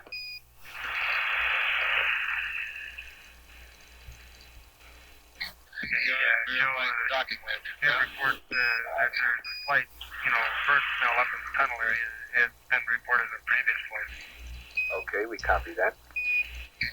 Joe, his report that there's a slight, burn smell up in the tunnel area has been reported in previous flights. Okay, we copy that.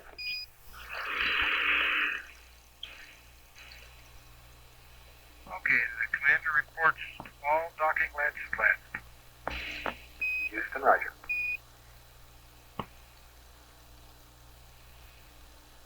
Okay, the commander reports all docking latches flat. Houston, roger.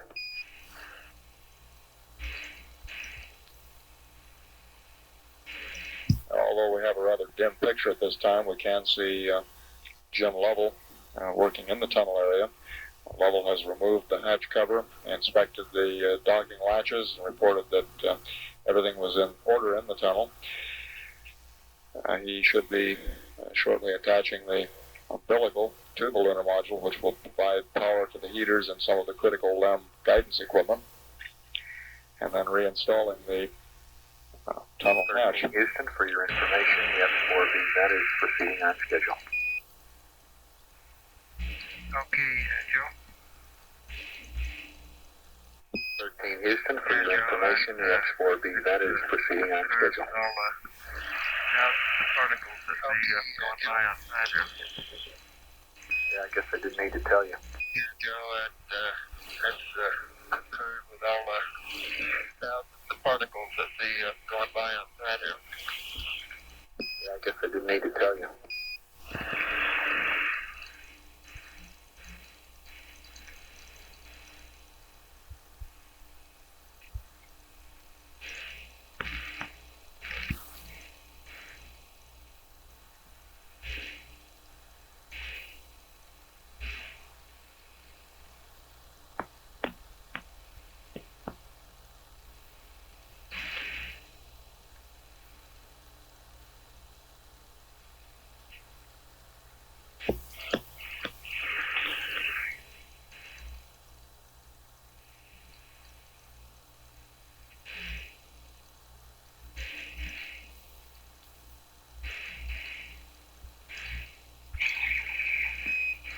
Looks like Jim is connecting the umbilical at this time. Is that right?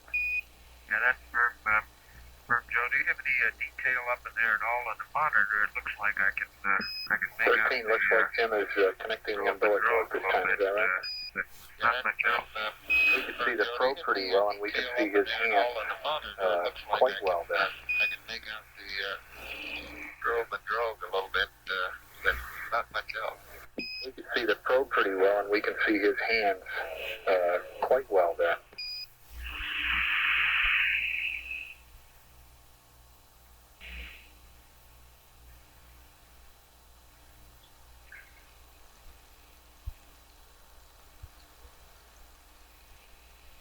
Okay, we're powered to left now, Joe.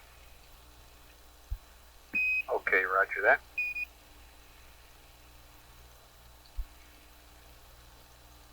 Okay, we're powered to left now, Joe. Okay, roger that. And the voltage looks good there, 13. Roger.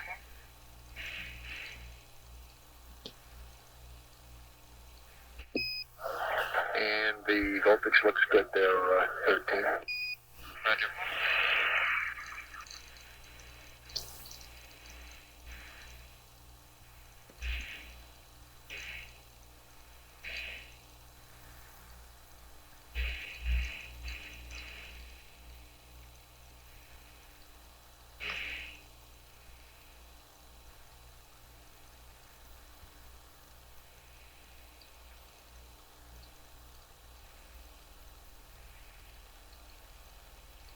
Okay, we're gonna take an outside view now off the left side, Joe. Okay, Fred, real good. Okay, we're gonna take an outside view now off the left side, Joe. Okay, Fred, real good.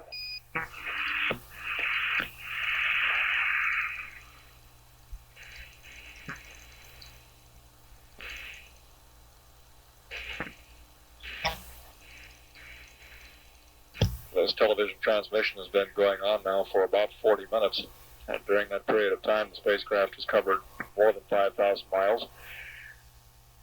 We currently show an altitude of 10,481 nautical miles.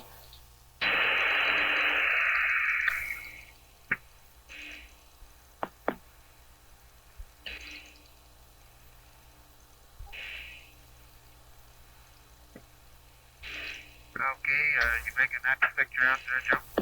Yeah, is that the world?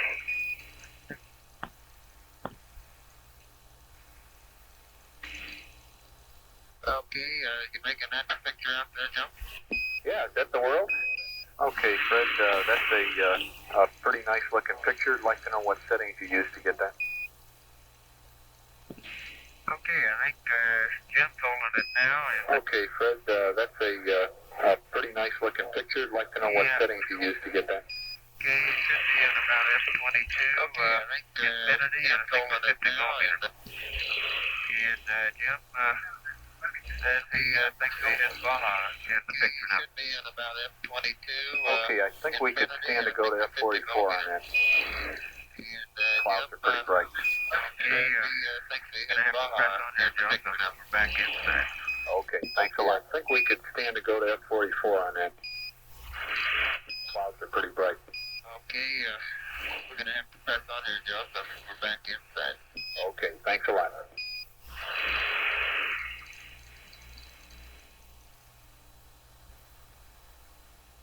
Okay, how's that picture looking back outside now, Joe? Getting ready for lip extraction. Okay, that looks pretty good, Fred. Okay, how's that picture looking back outside now, Joe? Getting ready for lip extraction. Okay, that looks pretty good, Fred.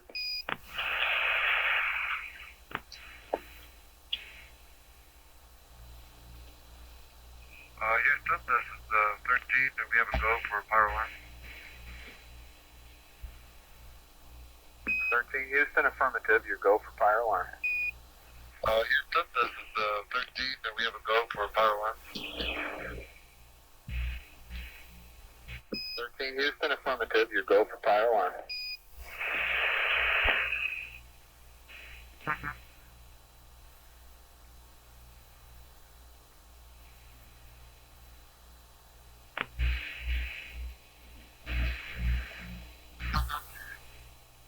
Joe, when we went back up and rechecked the tunnel there, we found two latches that weren't cocked, and we reset them. Oh, roger Joe, that, check. when we went back up and rechecked the tunnel there, we found two latches that weren't cocked, and we reset them. Oh, roger that, check.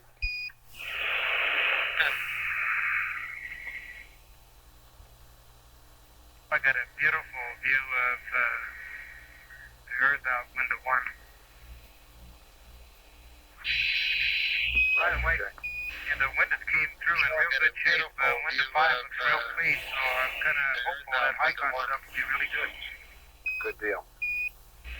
By the way, and the windows came through in real good shape. Window 5 looks real clean, so I'm kind of hopeful that icon stuff will be really good. Good deal.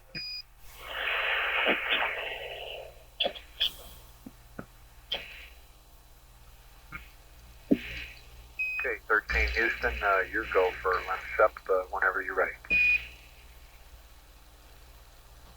Roger. Okay, 13 Houston, your go for lens up whenever you're ready. Roger. Okay, 13 Houston, correction on that, your go for lens up at the nominal time, and or later, we don't want it early. Okay, Joe, we'll do it at 4:01. Okay, 13 Houston, correction on that, your go for lens up at the nominal time, and or later, we don't want it early. Okay, Joe, we'll do it at 4:01. Joe.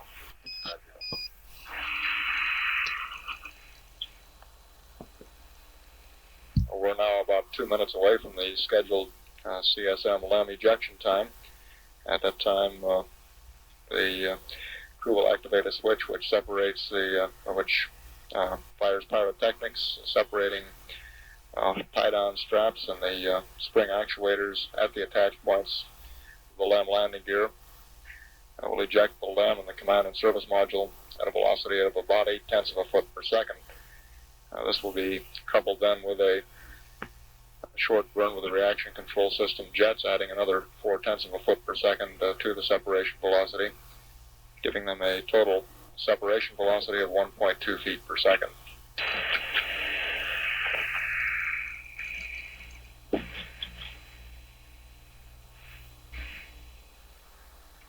Okay, we're about ready to pull the LEM out, Joe.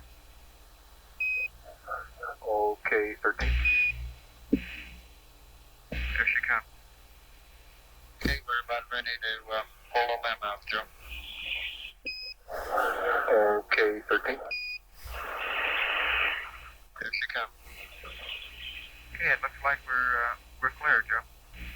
Okay, looks good. It's weird because we get the TV about 10 seconds after you call it. Okay, it looks like we're clear, Joe. Okay, looks good. It's weird because we get the TV about 10 seconds after you call it.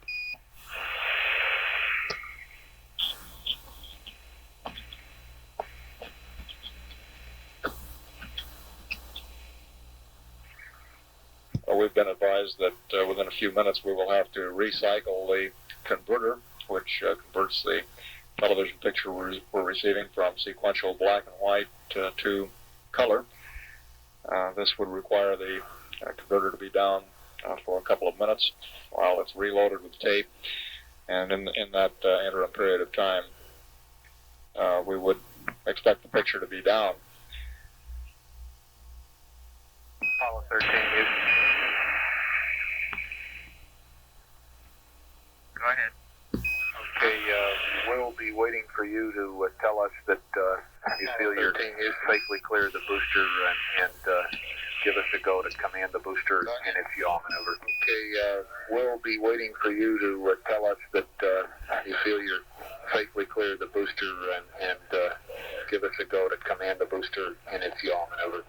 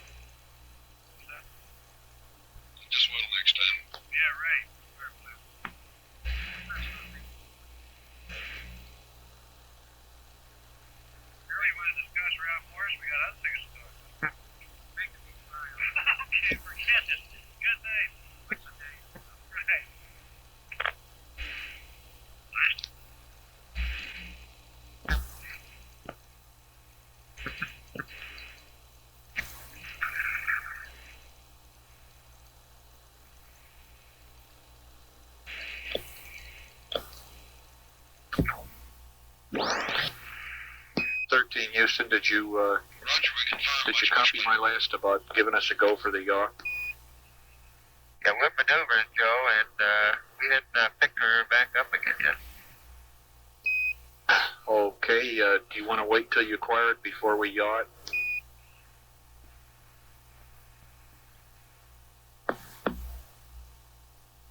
How much time do you have? Can you wait, or do you want to do it right now? We can wait if you want us to, Jim. Why don't you just wait a little bit? Okay. Oh, yeah? Joe, did they ever get an idea what that TD&E fuel was? Jack, they're not willing to pin it down to a specific number right now because they say the tanks will warm up later on and the apparent consumption will go down. But it was nominal. Okay. That's better than sound.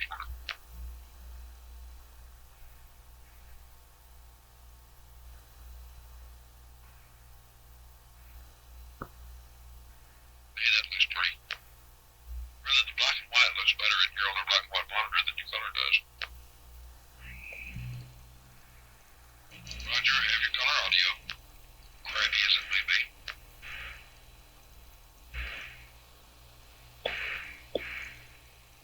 Okay, Houston, we have the S4B in sight. You're going to maneuver the S4B. Houston, roger that. Okay, Houston, we have the S4B in sight. You're going to maneuver the S4B. Houston, roger that.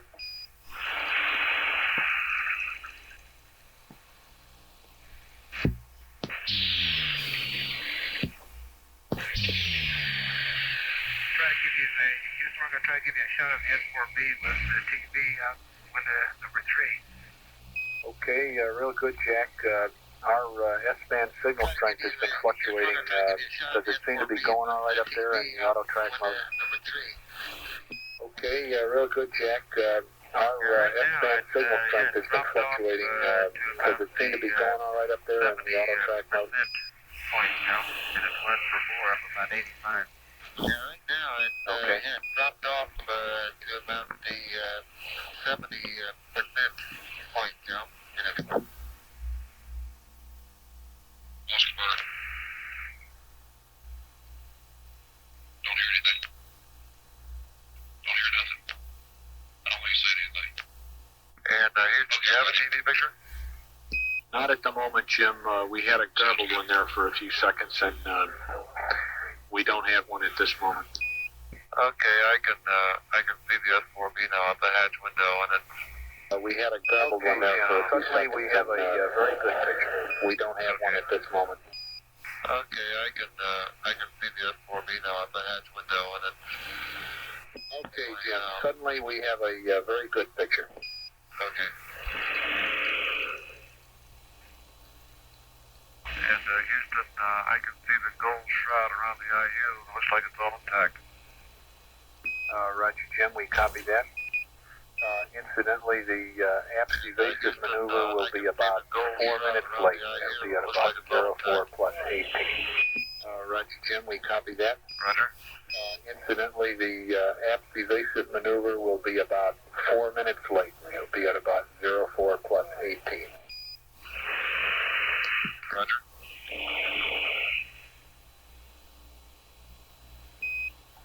Houston, wonder if you could zoom in on that S4B for us a little bit. Okay.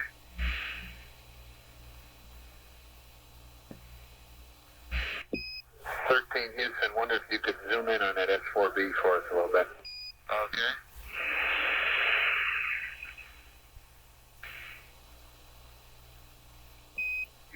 Yeah, more like that.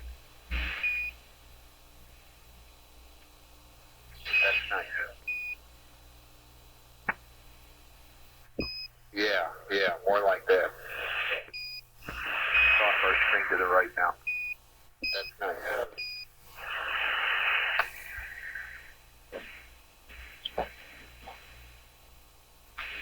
Off our screen to the right now.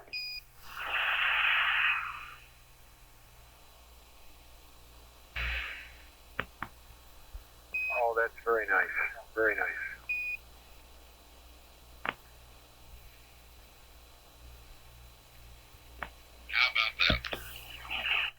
that's very nice. Very nice.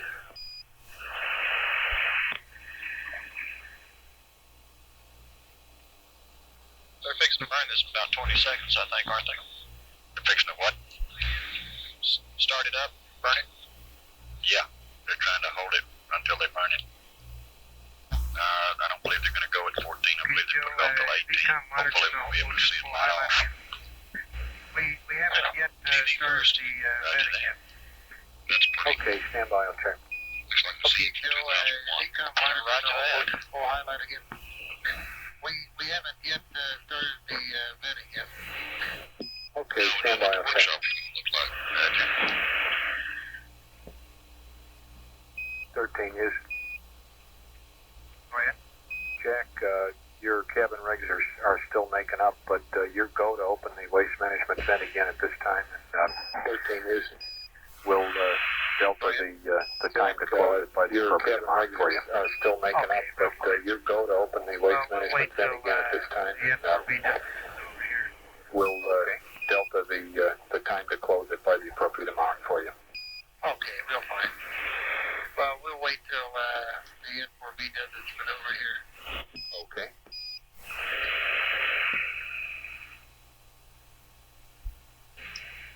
I don't know what to tell you.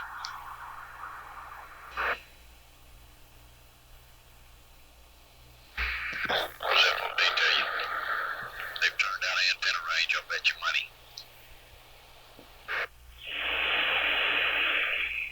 We've been on it for a minute, for an hour and 8 minutes, haven't we? Yeah, Roger, but I don't think they're ready to turn it off. What, Doug, you want me to take another picture?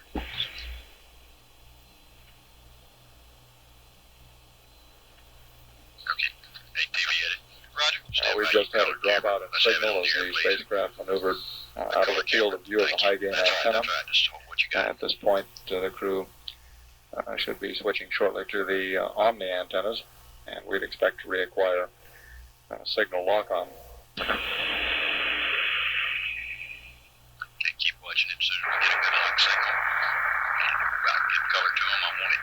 Okay, Roger that. I'm going to live at it around now. Roger. Stand by camera 1. Roger.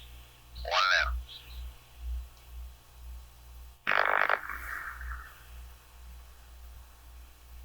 Okay, stand by to give it to me, TV edit.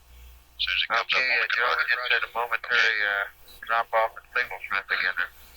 Okay, I'll get it back in a Roger, second. Fred, we had an LOS for a minute, and we lost our TV picture. It looks like, yeah, we just got it back. Joe, we just had a momentary drop off in signal strength again. Roger, Fred, we had an LOS for a minute, and we lost our TV picture. It looks like, yeah, we just got it back. 13 Houston, you might stop the f-stop down 149. You got any left? 13 Houston, you might stop the f-stop down 149. You got any left? Checking all that thing with us sitting right here looking at it. And 13 Houston will be commanding the evasive maneuver in about 17 seconds. Did we got our VTR back? Okay. Yeah, record this engine burn. And 13 Houston will be commanding the evasive maneuver in about 17 seconds. Well, this ought to be something to see.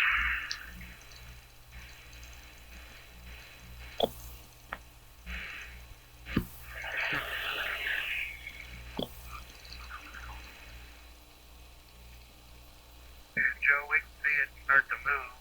However, there doesn't seem to be a lot of debris or vapor coming out of it.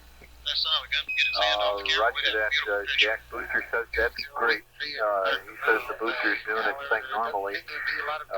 Concur, we don't see much on the television at all. Roger that, Jack. Booster says that's great. He says the booster's doing its thing normally. Concur, we don't see much on the television at all.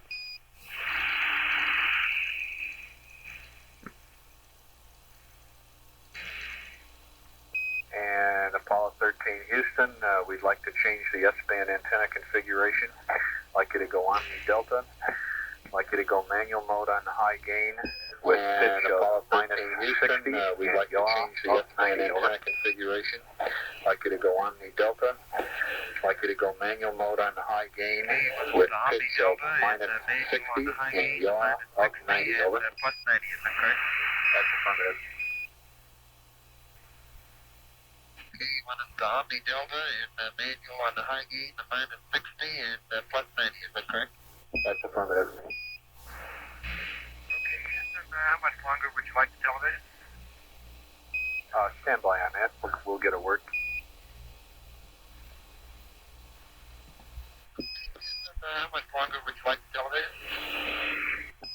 Stand by on that.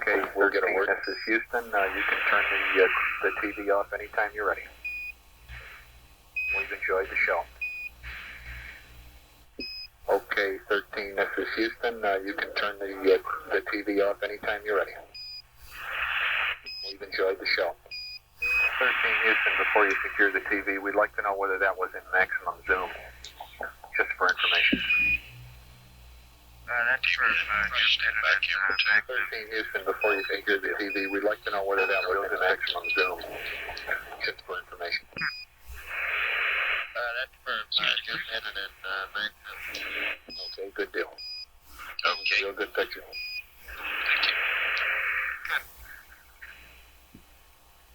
Roger, my box transcript tape stops. That's how I can tell you went live. In 13, Houston, the APS evasive maneuver appeared to be nominal. The lock stump time is now 4 plus 39 plus 20, about 3 minutes late. Roger. Booster engineer reports the preliminary indications are that our Saturn S4B evasive maneuver were successful. The flight dynamics officer will be evaluating the trajectory to assure that we've got the kind of separation from the spacecraft that we were looking for, and also to determine to what extent we're heading toward the trajectory which would impact the S4B on the moon. Thank you. You're welcome. Okay, let me look at camera 2. At 6 p.m. Central Standard Time, there will be a press conference in the News Center auditorium. This is the small auditorium in Building 1 with Ken Mattingly. Astronaut Mattingly, until a few days ago, was the prime command module pilot for the mission. And due to exposure to measles, was replaced by Jack Swigert. Mattingly has been in the control center and is currently in the control center, observing the progress of the mission. To repeat, that press conference with astronaut Mattingly is scheduled for 6 p.m. Central Standard Time in the News Center auditorium. Okay, Joe, we're right now opening the waste storage valve. Right. Larry, we're going to go back Okay, to Jack, we copy. now. Roger. Okay, Houston, we're charging battery. Roger 13, we see it. Looks good. Roger. He's up finding something for some fellow. He'll be right back. PAO in it.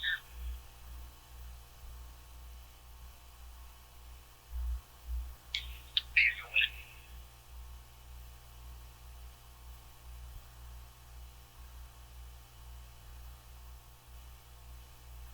Talk to me.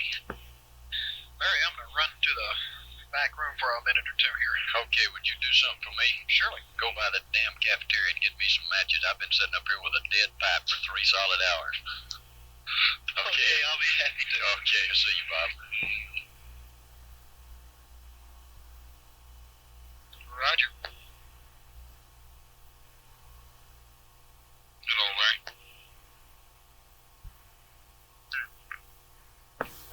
Yeah, okay, we're up live now, God. Okay. They just ain't saying that. Yeah. I'll get back to you when I can. Okay, I just want to let you know we are set up for the press conference over here. Whenever they arrive, they just walked out the door. Roger. Apollo 13, Houston, request on the Alpha now, over.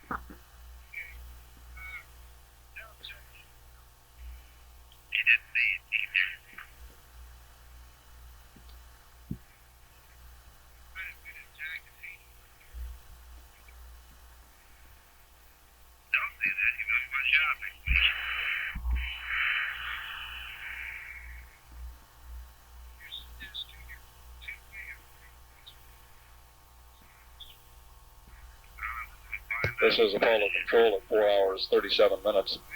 We're now about 3 minutes away from the scheduled LOX dump, the propulsive vent of liquid oxygen through the engine nozzle of the S4B. The Saturn instrument unit will command this maneuver, will command the LOX dump, and the LOX will flow out the engine bells for 48 seconds or until the tank is empty, whichever comes first.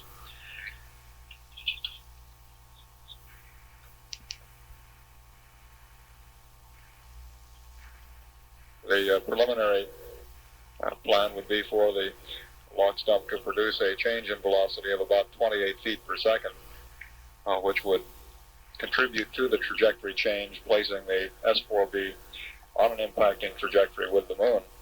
Subsequent mid-course corrections using the two 70-pound thrust auxiliary propulsion system units on the S4B would be intended to correct this trajectory and bring it into the precisely pre-planned limits. Apollo 13, Houston. Go ahead, Joe. Roger there, and trouble verifying that the high gainer is doing its thing. Like to verify that the pitch is -10. The Y is +350. You're in wide beam width and auto. Give it to him, till you get it. Okay, -10, pitch, +350 yaw, and wide beam width, and going into auto. You want high gain, John? That's perm. Okay. Here, coming at you. I've got Roy White stationed up in the booth, watching for Mattingly to arrive. Started 6 o'clock Houston time on the money, right? We're gonna try to if he's here by then. If he's here before then, we just might start earlier. Let's hope not. Astronaut John Young, who was backup commander for Apollo 13, is now serving as capsule communicator in place of astronaut Joe Kerwin.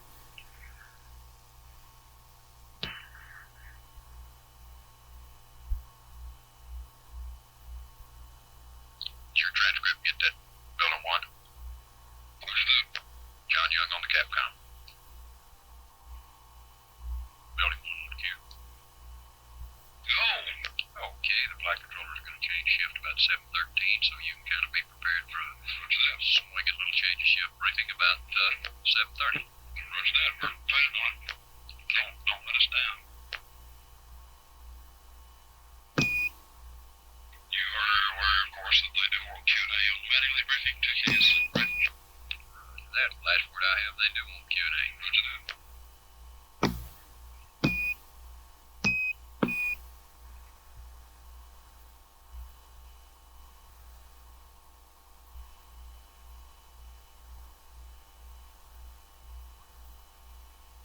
I've been advised that they are in the building. Larry, I'm going to head on up into the booth and what's his name over here? The fuzzy face. Yeah, Cote is going to roll master take for me. I am configured. Ready to roll here. This is Apollo Control.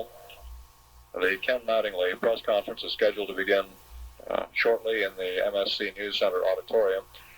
During the press conference, we will tape any conversation with the spacecraft, play that back immediately following the press conference. At 4 hours 45 minutes, this is Mission Control, Houston. It's your ball game, building 1. Anytime you're ready. Roger 1, they're not up yet. Okay. Don't let us down. This is Apollo Control. The Ken Mattingly press conference is scheduled to begin shortly in the MSC News Center auditorium. During the press conference, we will tape any conversation with the spacecraft, play that back immediately following the press conference. At 4 hours 45 minutes, this is Mission Control, Houston. It's your ball game, building 1. Anytime you're ready.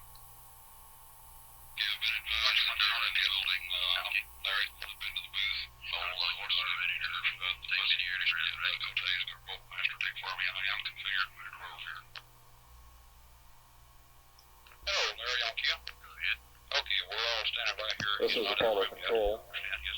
The Ken Mattingly press conference is scheduled to begin shortly in the MSC. During the press conference, any conversation with the spacecraft, so that back it was 45 minutes. This is Mission Control, Houston. It's your ball game, Bill. Why not do it? Okay. Stand by. Don't let us down. You are aware, of course, that they do not be that intermittent briefing to you. Let me know if you don't get it. That's what I have. They do on the Q&A. Get it? Got room, boss? Yeah, I got something there. Okay, you're up for two-way. Roger that. Will we get a signal when we're ready to go? We're ready. What's that? Go. Ladies and gentlemen, Lieutenant Commander Ken Mattingly. Before we start with questions, I've been told by Dr. Berry to answer the queries that Commander Mattingly was not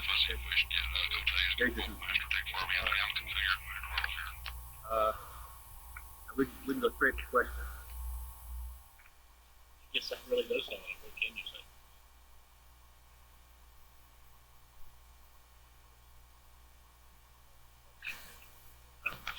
Well, as best you can tell, I think I hate to go into the medical aspects of Bella and all that, because everything I have is an education I've received in the last 3 or 4 days. It's probably not too straight. I'd like for one of the doctors to explain it all, but as I understand it, there is a period of incubation after exposure. And during this period, I'm not a carrier, I guess that's the right word for it. I'm not supposed to be contagious. There's some time prior to the time that you break out when you are supposed to become contagious. And estimates on that run anywhere from the time you break out until 24 hours before that. So obviously you want to know how I'm going to know 24 hours before I get sick. Well, I've been asking that question too, and about the best that anyone can do is to take them back up to time of suspected exposure, kind of thing of blood tests and so forth.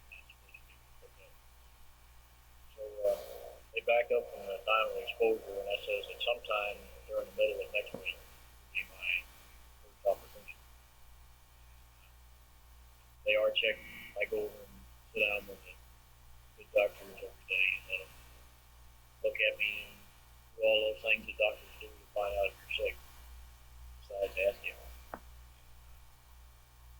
We haven't really decided how to handle it. I would obviously like to be in mission control as much of the mission as possible. And at the same time, we're trying not to start an epidemic, especially amongst our friends. So we're going to have to play this one a little bit by ear. There are some signs that they feel are valid for detecting the time when the actual disease is going to cause that to break out. And I'll be watching for it, but at the earliest, talking about next week sometime, which is the big concern in the mission. The fact that it would occur at the most inopportune of times, should it occur. And I, for one, don't concede that I'm going to get sick. Roger. I should have mentioned we got to wait for the mic so that we can get out the transcript and they can hear us. I was going to say to Chuck Berry if you don't get sick. Well, he stands to get a good bit of ribbing, obviously. But I think everybody ought to understand that given the information available at the time, it seems to me we made Houston, the only decision that was available. Personally, very frustrating. Quite disappointing. But I would hope that I don't know. It should be. We have a program that's it should have started the launch number mature and sophisticated to be based on. Quite a while ago. I guess that's complete. I think we're demonstrating that by showing. Why do you ask? The person who wasn't scheduled to have out window 5. That's I think it's the S4B, and I'm seeing what looks to be a double plume. Kind of program that we try to run. Drawing at Jim, in the last couple of days, very narrow band, maybe about 3 degrees. At any point, did you have any doubts? And then there's a less dips, man, haven't that slowed our covers training. maybe 40 We slowed the degree training time all the way up to the end. walk through the sky that So probably continues on all similar those time directions. within a few hours of each other, the same amount of time. Joe, what it I looks don't like think kind there's of any question. is There's if some you pull areas up behind a guy that hadn't had an pulling a contrail, if you get in Best his way is contrail much like time. he's going away from you, Just can't do there's it. a long contrail. Okay, stand by. Let me see Never what a question about that. Yeah, except we're between That's good. looks like we're between two contrails. One guy above and one below. 16. No, sir, I think that's a bit premature. We have a plan we're trying to execute right now. It's a very pretty sight. Remember your question that he said to you, he broke the news to you in words suitable for a general audience.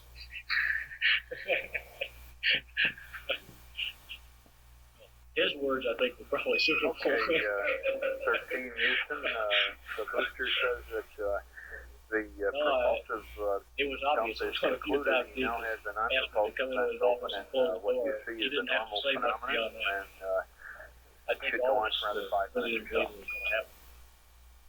Okay. While the same thing. And while I got you 13, at your convenience, we'd like to have the results of the EMS bias test that you did pre-TLI and Well, pre-SEP. if any of you know Charlie, you know that I'm the only guy that feels worse than he does. And maybe I don't even feel worse than he does. Charlie is one of the most conscientious individuals I've ever known.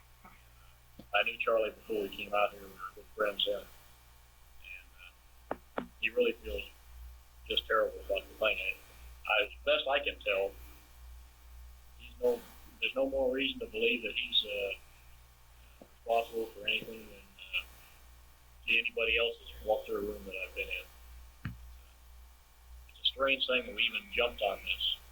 I think it's mostly circumstantial, but once circumstances have been called to people's attention, I think from there on you act accordingly. It seems to me that this could have gone along had Charlie not gotten sick. The same exposures could have taken place and you wouldn't even know about it. It's just one of those circumstantial events. Okay, Joe, the TLI, the Delta V stop bias test prior to TLI, we had a .810. Go ahead. And post TLI, it was 1.0. Okay, Jack, copy that. Thank you very much. Incidentally, as your tracking gets better and better, the size of MCC2 is getting lower and lower, and figures to be somewhere between 10 and 30 feet per second now. Sounds good. Yeah, sure does. Okay, how much tape you got? Apollo 13 Houston. Go ahead, Joe. Okay, we have a PTC ResMat ready. If you're ready to go through and accept, we'll stick it in there. Okay. Roger. Stand by. Okay. Roger that. I'd re-rack it now, and a minute will be long enough for a cue, won't it? You with me, Doyle? Billy, put on cue. No. Okay, I'm talking to you. I can barely hear you, Larry. Can you do something? Sometimes you sound great, and then sometimes it sounds like your mic's about four inches away. Well, I've got the damn thing sticking in my mouth. You don't have to yell at me. I ask you for a minute to hear long enough, all right? Okay, roger that. Okay, thank you. No, it's like good.